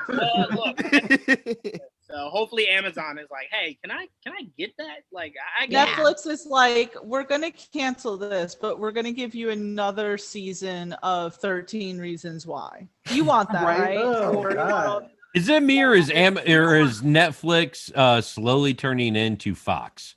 Yes. Yeah, they just cancel everything. Yeah, just for no damn reason at all. I will say what I love most about that show, Dom, besides its really good writing, was everyone can remember how troubling the start of middle school, high school, and then the idea of puberty. But picture puberty, but with superpowers. It's like, I already can't control my body. Now you want me to have powers I gotta learn to control? I can't do this. Like I don't know what I'm doing here. And they did a great job. I don't know if anybody like has seen anything else with Sophia Lillis. She is very great at being awkward. I don't know if she's just genuinely awkward, but like I watched Uncle Frank on Amazon recently. She is mad awkward all the time and everything she's in. And I don't know if that's just amazing acting, because if it is, holy shit. And if not, just put in every awkward character she can be in, because she always does great. And I will say, there's always that person that's so awkward. Like, you're like, oh, please don't sit next to me. Please don't sit next to me. And they sit down, and then it's just like, my phone's ringing. Nothing's ringing. And I hear it out. I can't sit next to you. She brings that kind of feel. And I honestly do think it's just really good acting. Because she kind of played a little bit of that in It, where she's a little awkward. But yeah, she does a great job. That show does need to be returned. And technically, it was only canceled because they said COVID reasons or whatever. Well, that's what happened to one of my favorite shows this year too. I don't know if you guys watch Castle Rock, but they canceled that because of COVID reasons, I heard. Yeah, so hopefully, like, look, we need to be with pitchforks once COVID kind of slows down and go, it's over. What's your excuse now? And they're gonna like, like they'll make up something. Haven't people been saying that about Firefly for 15 years? So, I mean, come on. Listen, COVID's over. Can we get Firefly now? Right, come on. I know it. Tia, I believe I got Tia and Dan left, I think. Tia, superhero show of the year.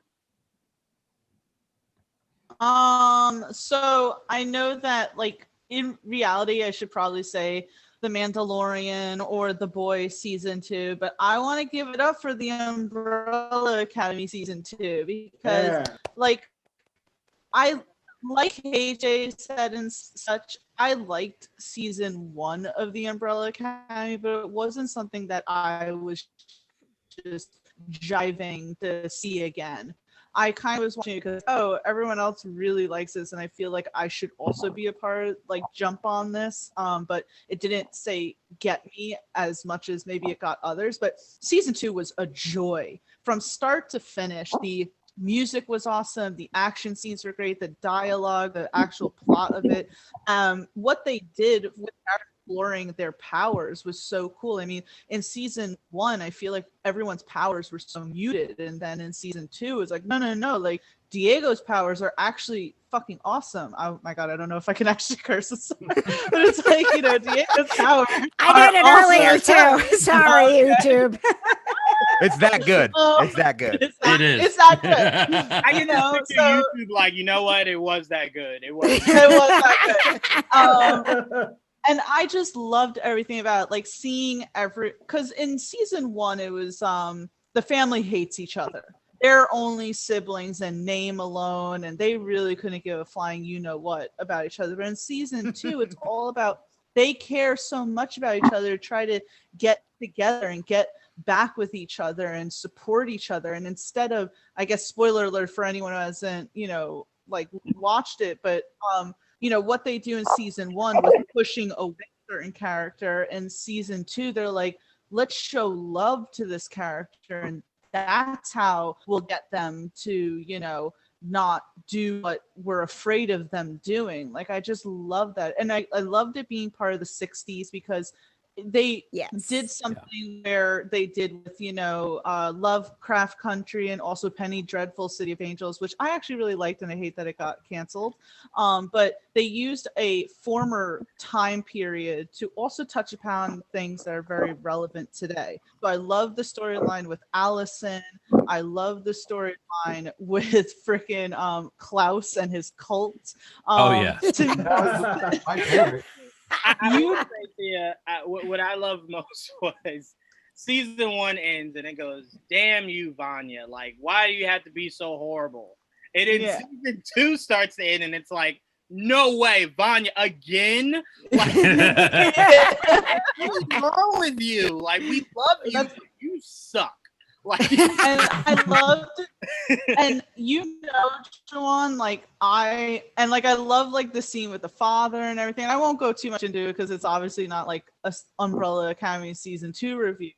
But you know, I'm a Luther apologist, and nothing was funnier to me than Luther going to Allison's home, try and win her over, and then finding out that she had a husband. And then the husband, like, all the things that the husband had to find out, like everything that I felt genuinely bad for the man. So that was just great. So many amazing scenes. Yeah, and that jaw-dropping finale of us seeing so good the comic accurate portrayal of Umbrella Academy versus what they've done with these characters is just like, I can't wait. It's gonna be bananas. Abraham Lincoln. Good. I mean, we, you know, if anyone watches the CW, you thought Barry screwed up timelines. Well, right? Welcome. Dan, what would you put up for your superhero show of the year? So my superhero show, it's tough not to say Mandalorian, but I'm not as big of a Star Wars fan as most people. I enjoy it, but it doesn't hit me as much as other people. I was talking with a coworker today about it and how he grew up with Star Wars, and people have their own interpretation. And I do enjoy how it has gone more into the like the expanded universe in some ways, but yeah, to me that's more of just like it's a fun show.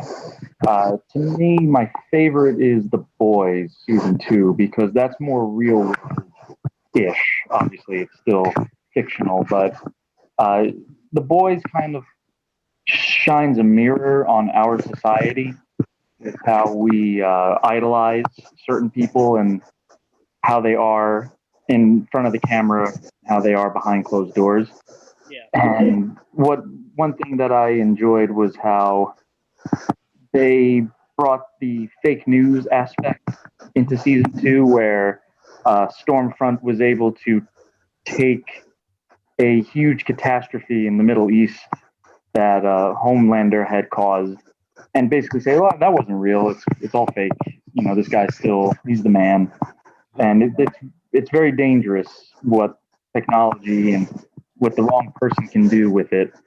I love Carl Urban. I'm a huge fan of his. I think he deserves more prominent roles.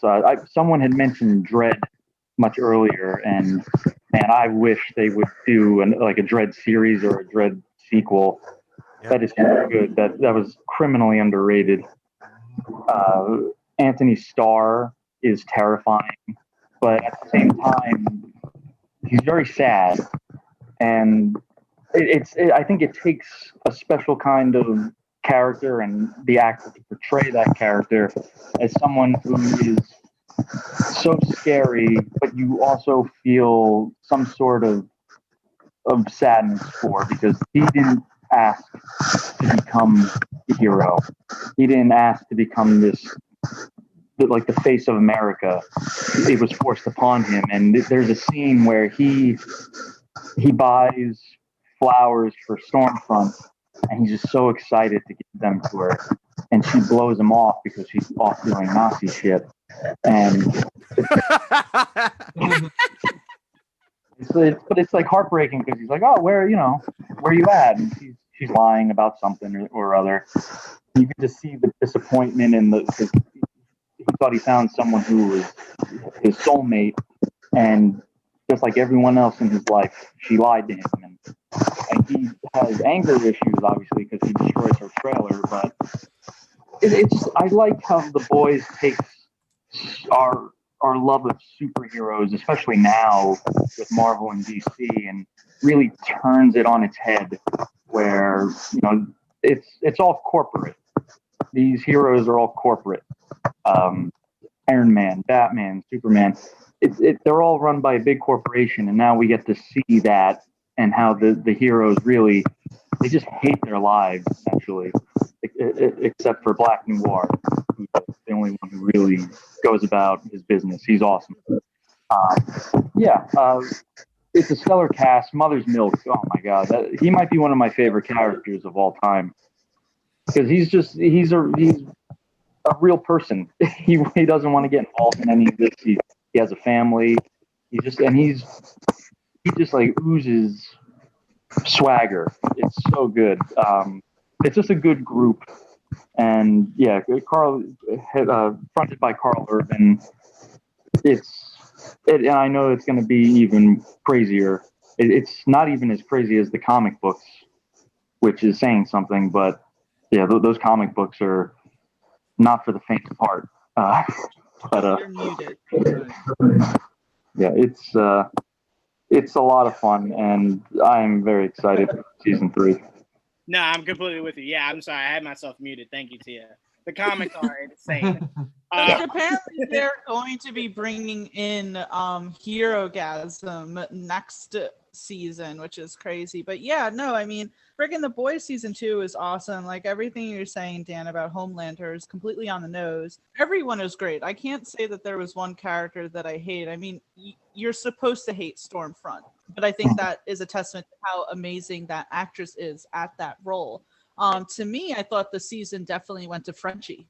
The flashback scenes and the emotion that he elicited, and just his like pure relationship with Kamiko was just such a great thing, because at no point do you feel like, in my mind, at no point do you feel like he's trying to force some sort of romantic relationship with her. It's just a human being trying to connect with another human being, and it was just so amazing. Like, I loved all of that.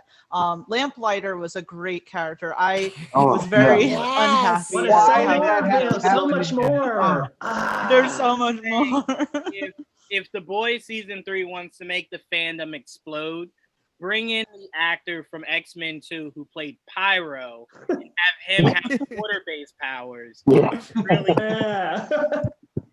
and then bring in someone was really going wild with this thread on oh God. Someone was just like, and bring in Patrick Stewart and give him claws, and then bring you're not making like it's so crazy. Like, relax. But no, great pick, great season. Dom, I still will never forgive you for interviewing Karen Fukuhara. But no, great picks.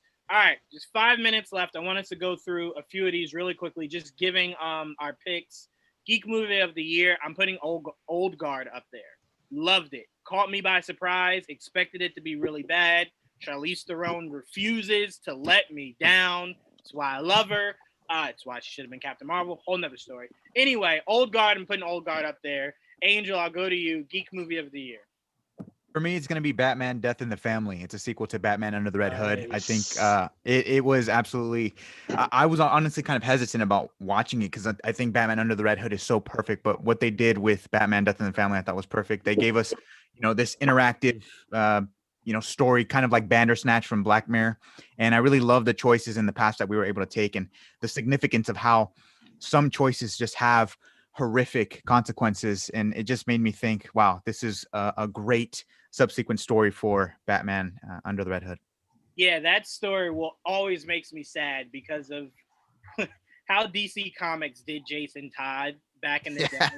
Where it was like, hey guys, we think this character's stupid. We're gonna kill him. And then then later they were like, we'll bring him back. But Tia, I'll go to you. Superhero Geek Movie of the Year. I actually didn't have any. I couldn't think of any that I wanted to put. So I'm sorry. Not one. I was looking and I was like, if I put one, I would just be putting it just to throw it out there, just to fill a blank, and I can't put anything. So I'm sorry. Ask me in 2021 when Black Widow and the Eternals and shit. I'll go to you. Geek Movie of the Year. Oh man, so I've been debating on this one. I wrote Bad Boys 3, but since we're doing more superhero, it's a toss-up between Justice League, Dark Apocalypse War, and Sonic. I really like both of those movies, especially that Justice League, Dark Apocalypse War. I was just like, wow, is this what could have happened with Zack's universe? Pretty much. Every time. He actually got his vision, like, holy smoke. And they were like straight ripping bodies apart. Like, what was so crazy about that movie is we've followed this DC animated universe for so long. Seeing them get their bodies like ripped apart like that was pretty shocking. And then Sonic was just super fun. I'm really excited for the sequel, and I'm glad they redid that design. Thank God. Oh, my God. Thank goodness to that. I will say, Leo, it's funny on twofolds, Justice League Dark Apocalypse War. Huge shouts out to Ernie Altbacker, who wrote that. He's actually a friend of ours. Huge shouts out to him. Also, a friend of ours is, can't remember his name, but he voices Damian Wayne. That was one of our first big interviews. We interviewed him around Son of Batman. And just nicest guy. Have his number and everything. Nicest guy. And Sonic, it's funny anytime someone mentions Sonic, because we got to see an early screener for it, me and Joel. And spoiler alert, everyone cover their ears that maybe didn't see that movie. Spoiler alert. But at the end, when they show Tails, me and Joel were like really excited, and we look around and kids are looking at us like, oh my God, they're weird. And it's like, they're like this, and the kids are like, you don't get why this is the greatest thing ever, but you will one day. And it's funny. Dude, just wait till we see Shadow. Oh my God. Okay. Oh man. Let's not do the universe in 2 movies. Let's hold the phone. Shadow, Angel. We gotta get Knuckles first. Knuckles. Exactly. Can I tell you, Angel? I lost my mind in the first 10 minutes of that movie seeing Knuckles' clan. I was just like, right. But no, I mean, I said before we went into the movie, I said, this movie will be great to me if it makes me want to go out and buy a Sonic game. Yeah. And I swear to you, me and Joel text each other the next day like, yo, did you buy a Sonic game? Yeah. He was like, I just did too. And I was like, okay, yeah, I figured that was going to happen. Which game? I bought the Sonic that came out on the Switch where Mania? you create your own character. Mania? Yeah. Oh, no, that's Forces, I think. Forces. Yes, it was Forces. Sonic Okay. Forces. Yep. Loved it. Had a blast. I think Joel got the Mania one. But great picks. Great picks. Ryan, Geek Movie of the Year. Actually, I didn't think anyone was going to say Sonic, and that was going to be mine, but I have another one. I don't know if you guys saw it, but I really, really enjoyed Scoob. I really just loved what they were doing. They were starting to build a Hanna-Barbera universe within that.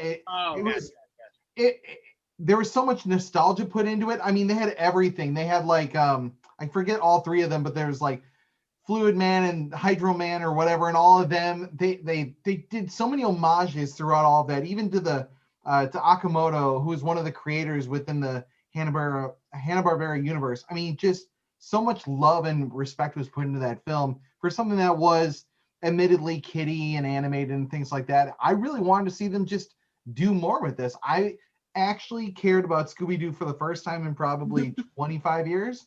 So yeah, I really wanted to see them do more with that, but I don't know what we'll get going forward, but I really enjoyed that, and I hope there's more. I'm gonna back you up on that. Everybody's shaking their heads, but I'm telling you, man, that was a fun time. I thought.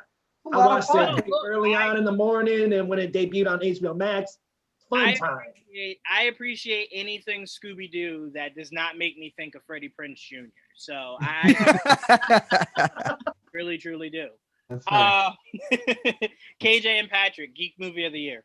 We're with Tia. I don't. Yeah. I already talked about Bad Boys for Life earlier, so that was. I mean, again, I'll say I wish I was sitting here saying it was Wonder Woman 1984. Now, I did not hate Wonder Woman 1984, but I guess I just wanted it to be better. As good. It needed to be better, and we could talk all night about that. I said in our review, I think the problem Patty had was she's taking a character that we want to see like rip people apart, and she's making it story driven. Yes. The problem is we as comic book fans don't really care about all that story. You can dial it down. I mean, you can do story and do the things that we want to see from a superhero action film anyway, but like KJ said, I wish I could put Wonder Woman 1984. I wish I could put, say, Birds of Prey, and like to me, freaking Wonder Woman 1984 still has like the best trailer I've ever seen. Yes. And Leo, if you like it, that's 100% okay. Like you can love. Yeah, I don't film. I'm not gonna hate on that at all. But I try to tell people all the time when people are like, "Oh, this superhero movie was horrible," or "Oh, it wasn't good." I'm like, Ang Lee made a movie called Hulk. Hey. Oh, Ryan. I'm with Ryan and Daredevil. I'm with Ryan. All right. Ryan, I'm with you with Daredevil. But Hulk jumping from that facility to like New Mexico, it was just no. Let's go. Yeah. Yeah. Yeah, he can jump. But he can jump. Leah, and all right, but the running looked real weird in that Hulk. That ain't me. but as far as Go ahead. Oh, no. As far as the context of Wonder Woman 1984 goes, I think like what we were talking about earlier, all the movies that are supposed to come out this year in 2020 ended up not coming out. So, it started in January, Bad Boys and everything. Black Widow. I mean, because that's the one I was looking the most forward to. I was just like, all right, I got to see Black Widow in her environment just ripping the shit out of people, right? Yeah. But that didn't happen along with how many other movies, right? So at the end of the year on December 25th, 2020, we finally get a superhero movie, a mainstream superhero movie, which is Wonder Woman 1984. Therefore, that was the one this is... It's a loaded statement and it's not meant to sound like this, but it's the one that we had to quote unquote settle for. Yeah, that's fair. And it was supposed to come out like middle of the year, so it would have been nice if that like dropped in the middle. It's supposed to come out last year. That's right. And then it got pushed back and then further pushed back. It's just been through the ringer. And I think I can say I liked it. I wish that I liked it so much that it could be the Geek Movie of the Year. Yeah, to me, it wasn't bad. It was just aspects of it. All right, so really quickly, and Dom, please cover your ears for this. The trailer made me think it was going to be something completely different, the same way that first Age of Ultron trailer made us think it would be a horror-esque kind of movie. Yeah. And you watch it, and you're like, is Ultron trying to be funny? What am I watching? What is this? Why is he trying to be like stuff? And I think my biggest issue was Age of Ultron came out right before Ant-Man, and that will forever piss me off. because you catered Ultron to being like Stark, only to introduce the real guy that created Ultron a year later. And I'm like, why couldn't you have switched the two? So Hank Pym could have been the one that created Ultron like he did in the comic. There's a lot about that. Sorry, Dom. I will forever hate it. But Wonder Woman tone-wise just seemed different in the trailers than what I got watching the movie. Yeah. Do you think that release date has a valid effect though on your opinion on the movie? For example, like the Batman was originally supposed to be released for October, but it got moved.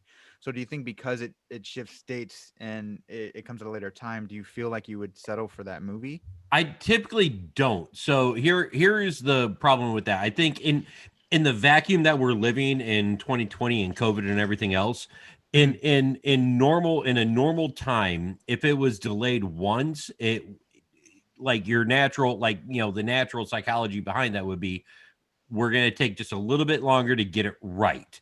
Therefore, lead into a little bit more anticipation. Now, in 2020, COVID, nothing else coming out. I think that another delay is just another delay, which is another delay, so on and so forth. Everyone wants to have their movie released in the theater, right, and make all the monies out there. And all the monies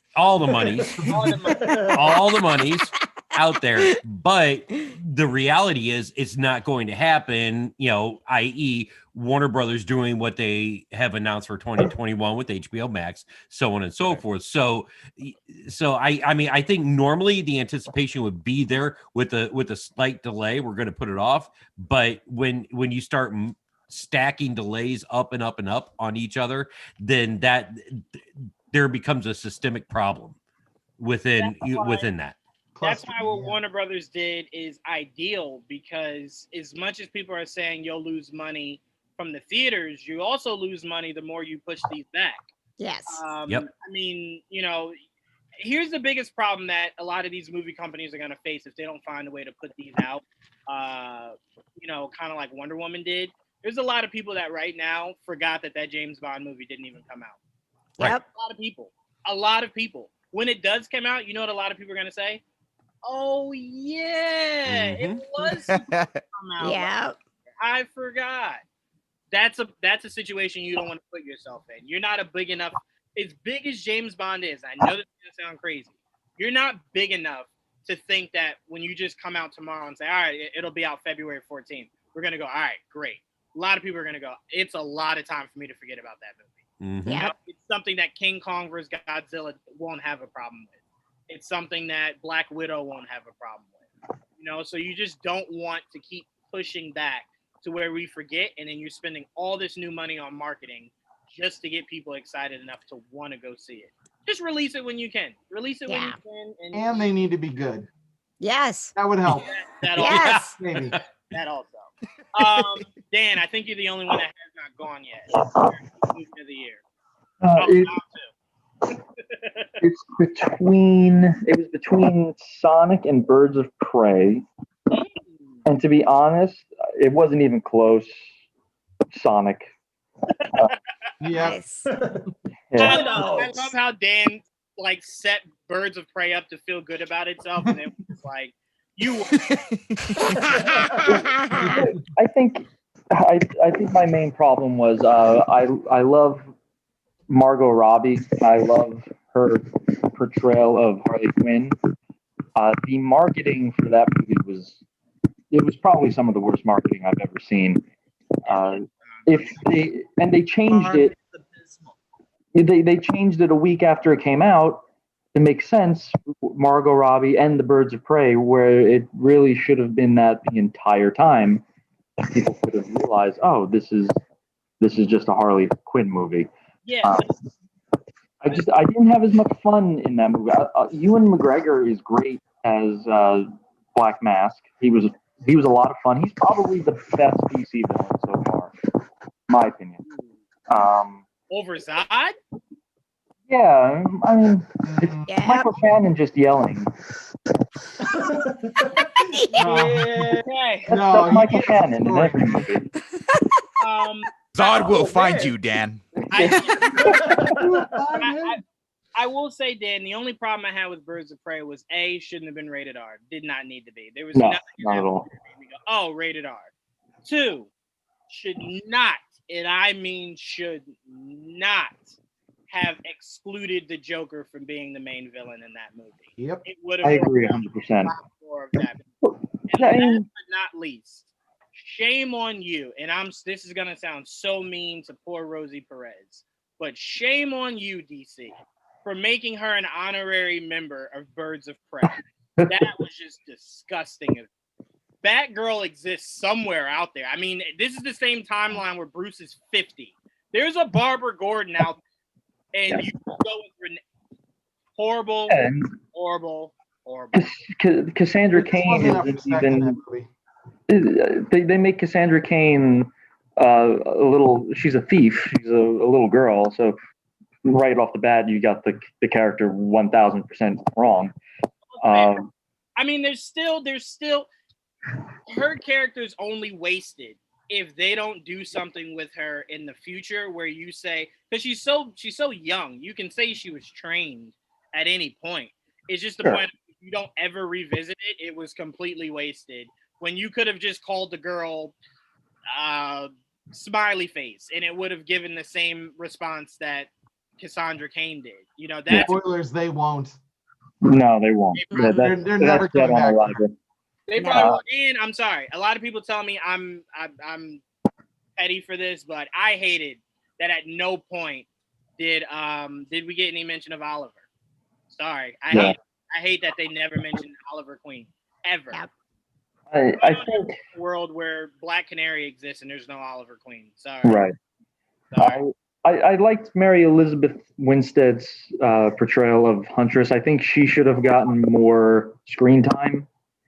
It's great that I just real quick, I mentioned that Sonic is my favorite of the two, but I'm just spending my entire time bashing Birds of Prey. But so, yeah, to get back on track, I had more fun watching Sonic. And, you know, you get to see Jim Carrey kind of back to form where he's doing more physical slapstick comedy as Dr. Robotnik. He was pretty funny. There were times when I was laughing out loud. I saw this with my wife, and I could feel her staring daggers at me, and like, you really dragged me to see Sonic the Hedgehog. But, yes, I did. That would and then, but it makes me feel better. She also did not like Birds of Prey, so she would probably agree with this. What's that? You were meant to be. Yes. Oh, yeah. It's a match made in heaven, 100%. No, I mean, Sonic, like Leo was saying before, Sonic's a great pick. It really, if you close your eyes, you felt like you were playing it. And I love that they made the rings mean more than it does in the game, to where it's like a portal. He can jump through portals with the rings. I liked it. Because I remember saying, like, if he runs and Robotnik punches him and rings fall out, like how silly it does in the game, I'll hate it. Like, the rings have to mean something. And I think they did a great job with making it mean something. I think what was good about Sonic was they didn't try to do too much with it. Right. They didn't try to do something like what other video game movies have done and really take huge liberties with it. Marston.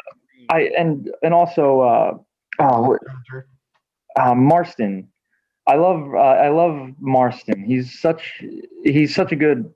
Well, he's not a great actor, but I always enjoy him, and I think he's kind of underutilized in a lot of his movies. I'm glad you said that, because everyone always talks about the OG X-Men movies, and his name is never brought up. And I'm like, he was a really good Scott Summers. Yeah, they kind of threw him to the side. That's my favorite part of those movies. Yeah. I agree. Unfortunately, he was just overshadowed by possibly the greatest cast. And by 3, he's like non-existent. Yeah, there were like 4 iconic casts in that movie that just made you kind of go, I can see how he's forgettable. But Dom, to round this out, Geek Movie of the Year.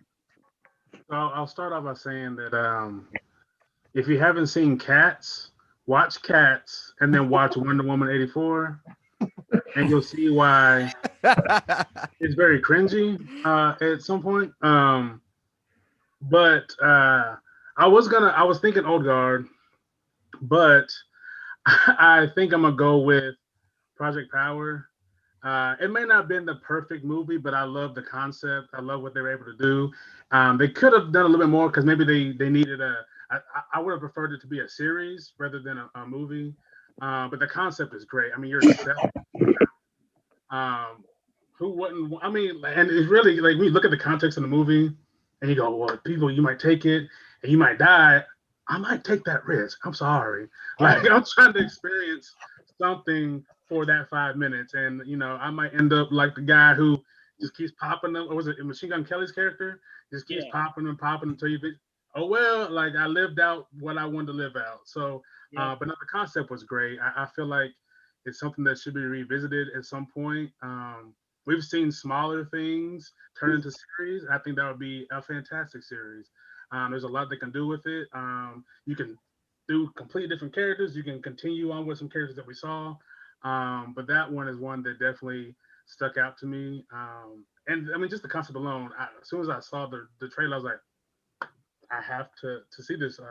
Watched it a couple times. It still holds up. I mean, when it comes to the critic in me and then the other critic, yeah, it's not a perfect movie.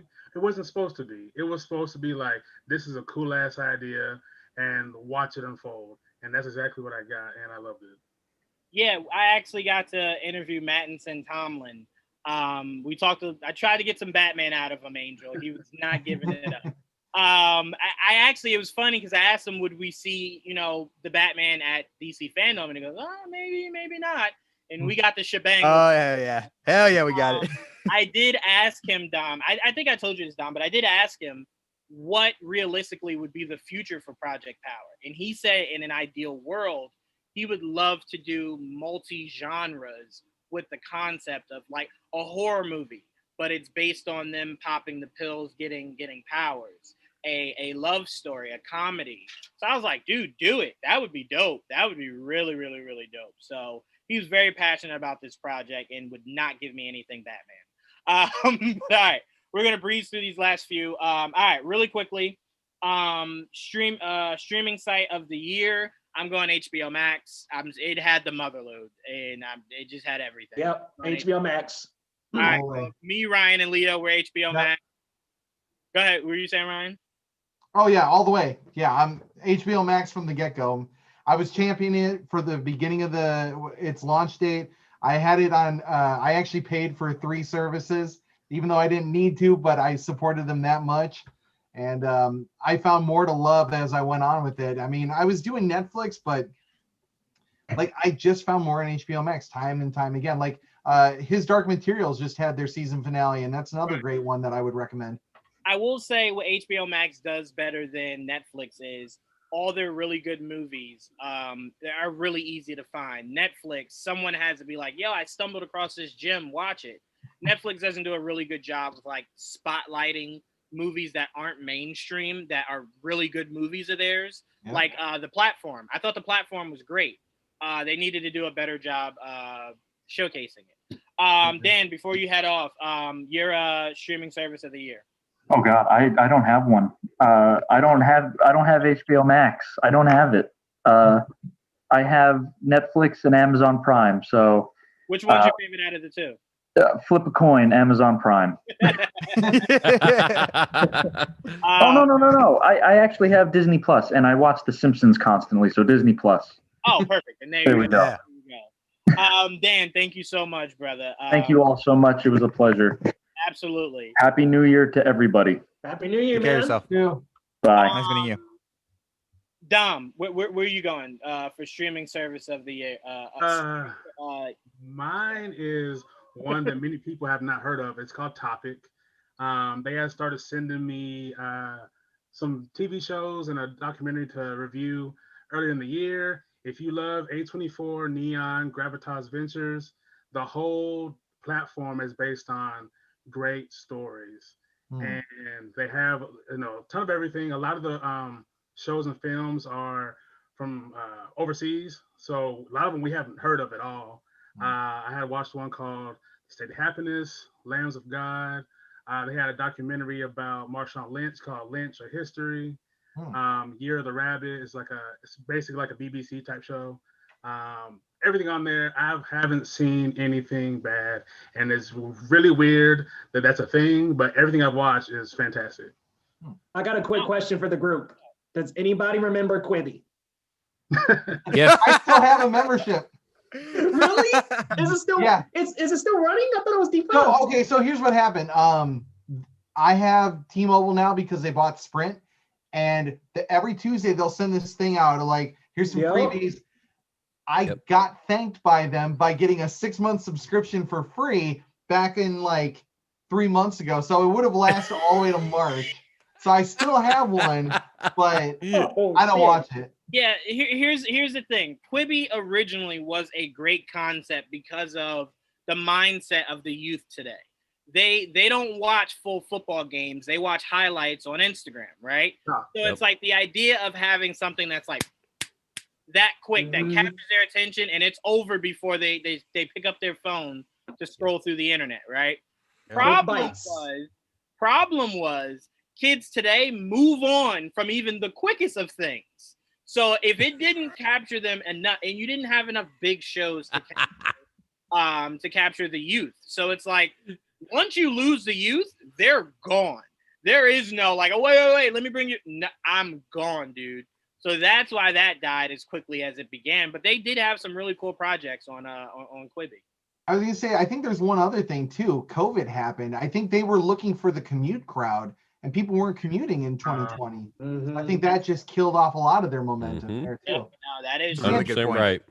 I got so many screeners for things that I don't think people care about. There was like I'm not telling you a story, but it was like this kind of like horror anthology thing that was in like 10-minute clips. And I was like, it's all right. But outside of that and maybe Reno 911, I hadn't heard anyone talk about anything on there. I haven't even heard anyone talk about those. So, they even brought Punk'd back and no one talked about it. Oh, that's right. I didn't even watch it. If Quibi can't make Punk'd interesting in a very comical era that we live in, then yeah, no, you deserve to die off. Yeah. But huge shouts out and prayers to anyone who worked at Quibi that lost their job because of them shutting down. I'm not making fun of you. I'm just making fun of how it seems as though your bosses didn't think that through. All right, Patrick, your streaming side of the year. Oh God, damn it, I got it on Mandalorian alone. I gotta go Disney Plus, but I'm with you guys on HBO Max.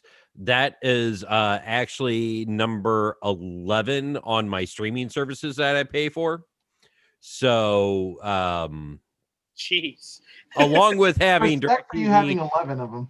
Well, and I have DirecTV and Xfinity, so I've got problems. Same here, Patrick. That's insane. Yeah. 5 streaming services, DirecTV and Xfinity. Yeah, I got to have Sunday ticket to watch my Chicago Bears. So, I mean, I live in Indianapolis. I don't get Chicago Bears down here local. So I'm a Patriots fan, and I live in New Jersey. So yeah, you understand. It's hard to get our Midwest games in California, too. I hear you, man. Right. But, yeah, no, I mean, like HBO Max, I finally started Big Bang Theory after, 12 seasons of being on the air. It's got everything. I actually wish, well, I don't know how it is for all you guys being on Roku, since they just put the app out. It's really hard to navigate as far as like suggested, what's popular, blah, blah, blah, blah, all that stuff. And even on your phone app is a little hard, but it's got damn near everything. But yeah, Mandalorian's going to be it's 1A. Disney Plus, HBO Max. Yeah, no, I'm with you. All right, this one's a really tough one, but I want us to be really quick with it. Disney investors meeting versus DC Fandome. I'm gonna go. You want to go first, Leo? Go ahead. I got a quick comment about that. It's kind of not fair to compare. Exactly. Disney's Investor Day was like their whole like Marvel, Pixar, all the franchises. Okay, I'll do this. Fandome was like all right. just I'll DC. do this. I'll do this then, though, Leo. Disney investors meeting Marvel versus DC Fandome. Marvel. Okay, That's it. fair enough. Marvel for me. Dom, which one you going with? Marvel. Okay, fair enough. Ryan, which one you going with? Fandom had great experiences where I felt like they were trying to engage with the fans, but the reality, as much as I love DC, is that Marvel creates a set of dates. They set it out, and they're going to stick to it. The one thing I heard this week was that, DC has like, it's a plan of like 4 movies, 2 TV series on HBO Max, and then a bunch of other miscellaneous TV projects. And I'm like, don't fucking count on it. I mean, I want those to happen, but that thing is going to change. To be fair, it's a whole new crew there. And so far with this new crew, everything has been hitting so far. Like if The Flash starts filming in April, Black Adam starts filming soon. Right. That's already 10 steps ahead of what the last regime did. Yeah, because so, like I hate even bringing it up, but like, you know, they're already talking about another COVID coming around. Like there's another strain or something. And I'm just like, I don't want to think the bad things, but I've seen this happen when I started to believe in the Snyder kind of through line that they were creating, and then it changed, and then it changed, and it changed again. Yeah. I love the movies, but we're going to see some more changes before we get to 2022. Possibly, but it won't be because it's DC being DC. It'll be because literally they have to switch around. Fingers crossed. And not a peep about Green Lanterns. Not a peep. Exactly. Okay. Or Strange Adventures. We're Strange Adventures. Well, no, time out. We did get mention about Green Lantern. Oh, you mean at Fandome we didn't? Okay, I'm sorry. Yeah, at Fandome. Oh, yeah, not a peep. Okay, I got you. Patrick, Angel, I'm going to you last because I know me and you are on the same page with our pick. He's got the shirt, man. Yeah. Dude, come on. I mean, like, there's no question here. It's Marvel, 100%, because like until the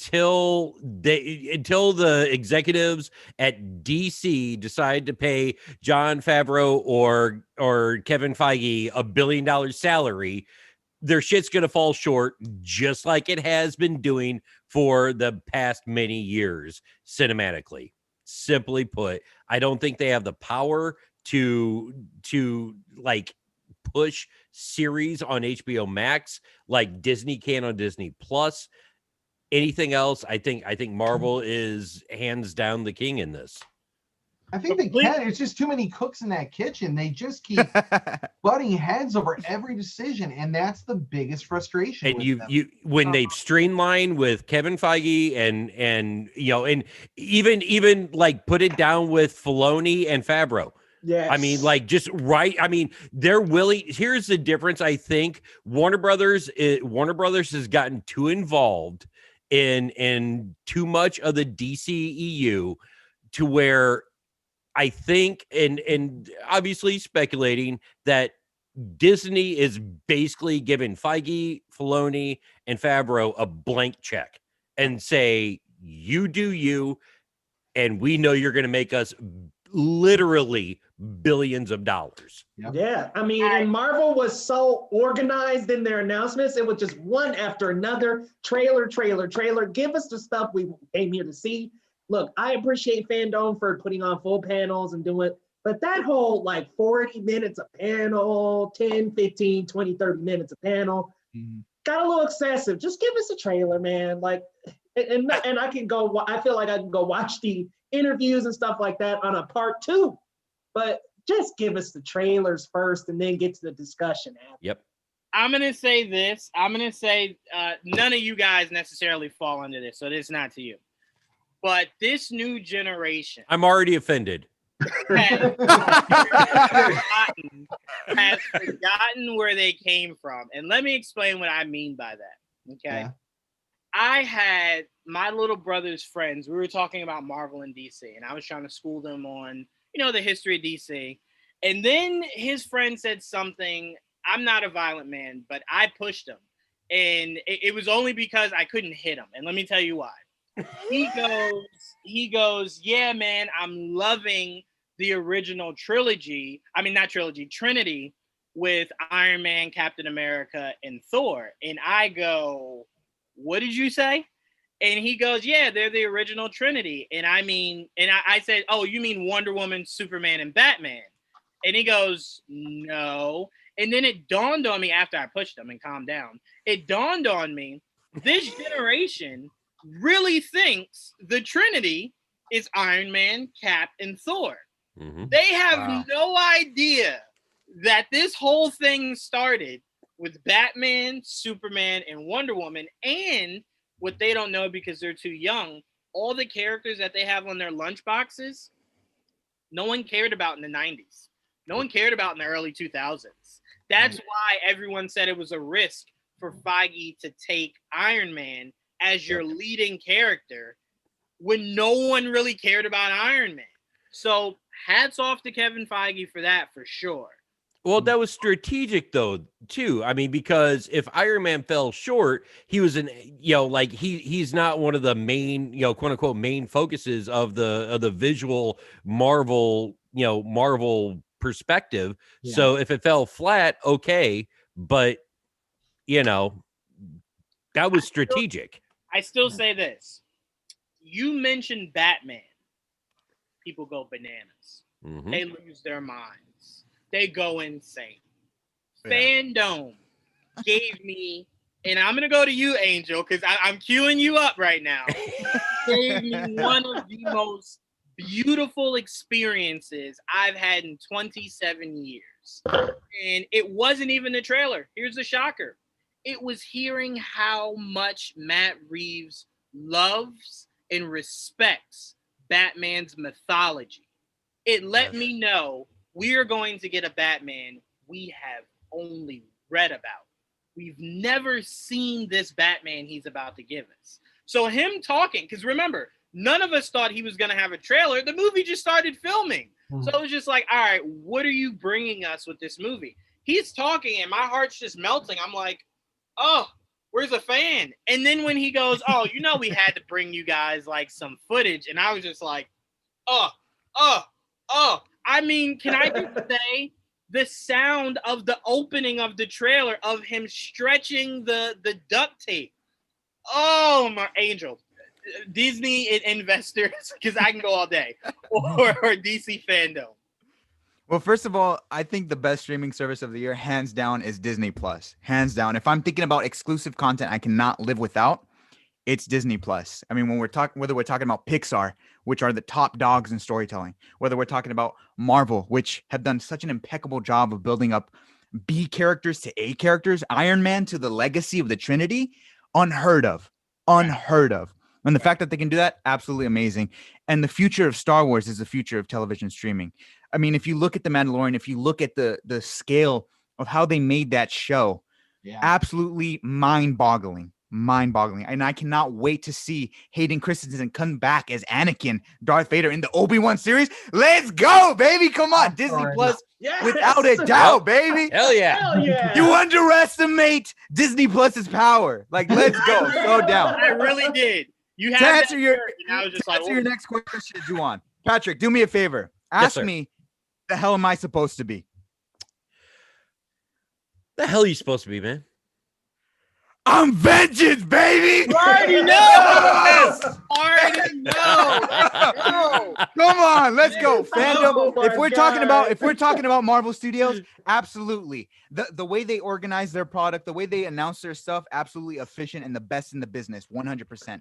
But if we're talking about who stole the year, I'm talking about DC Fandome, just that trailer alone. Juwan, I love what you said about Matt Reeves explaining his passion for the Batman. Neo-noir, detective movie that we want to see. Mixed martial artists from across the world.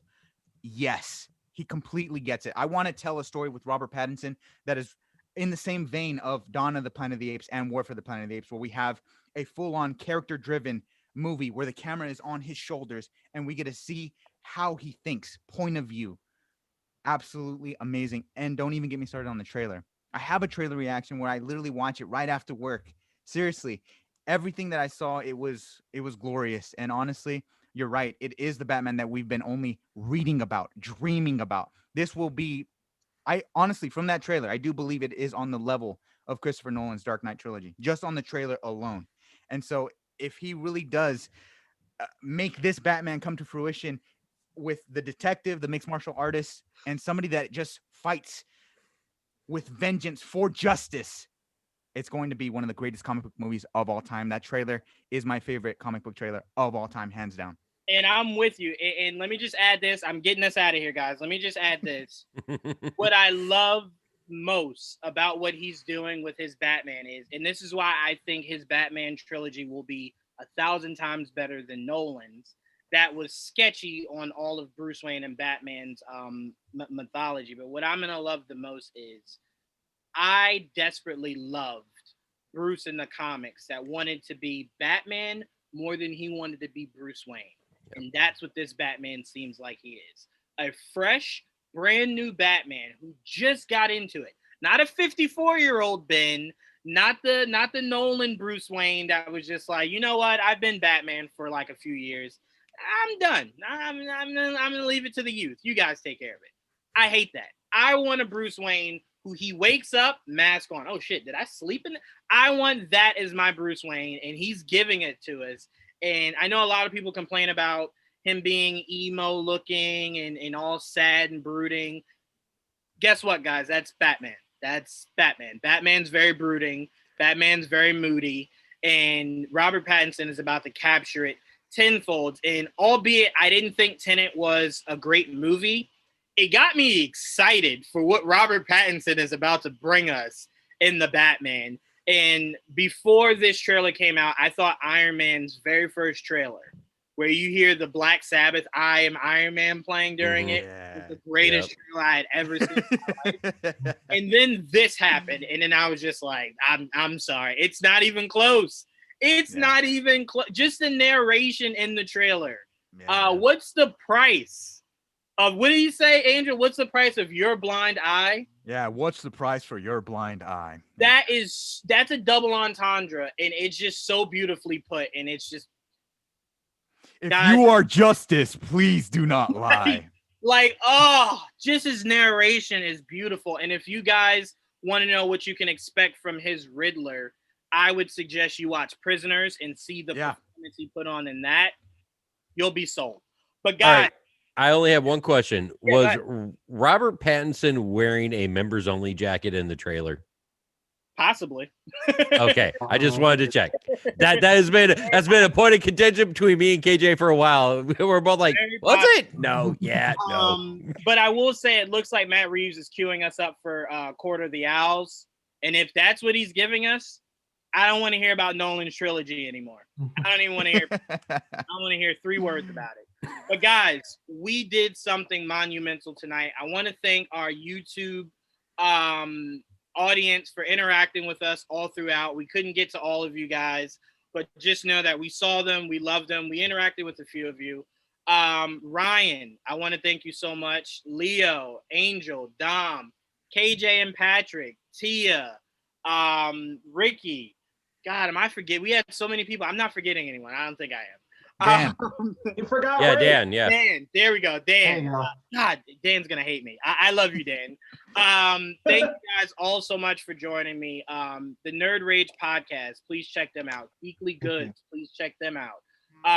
Kinda Nerdy Girls. Kinda Nerdy Dudes. Right, Patrick? I got that right. All right. You got him right. And Angel, I didn't know what you wanted to plug, so I wanted to leave you a few moments to plug anything you wanted to plug.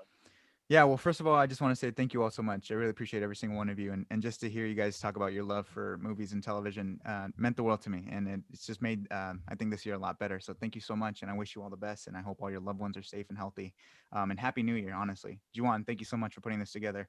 You did such an incredible job, and really inspired by all your guys' work. So keep up the great content. Appreciate every single one of you.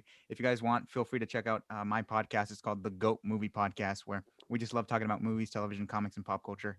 And you can follow me at Twitter at Blu-ray Angel or at Geek Movie Pod.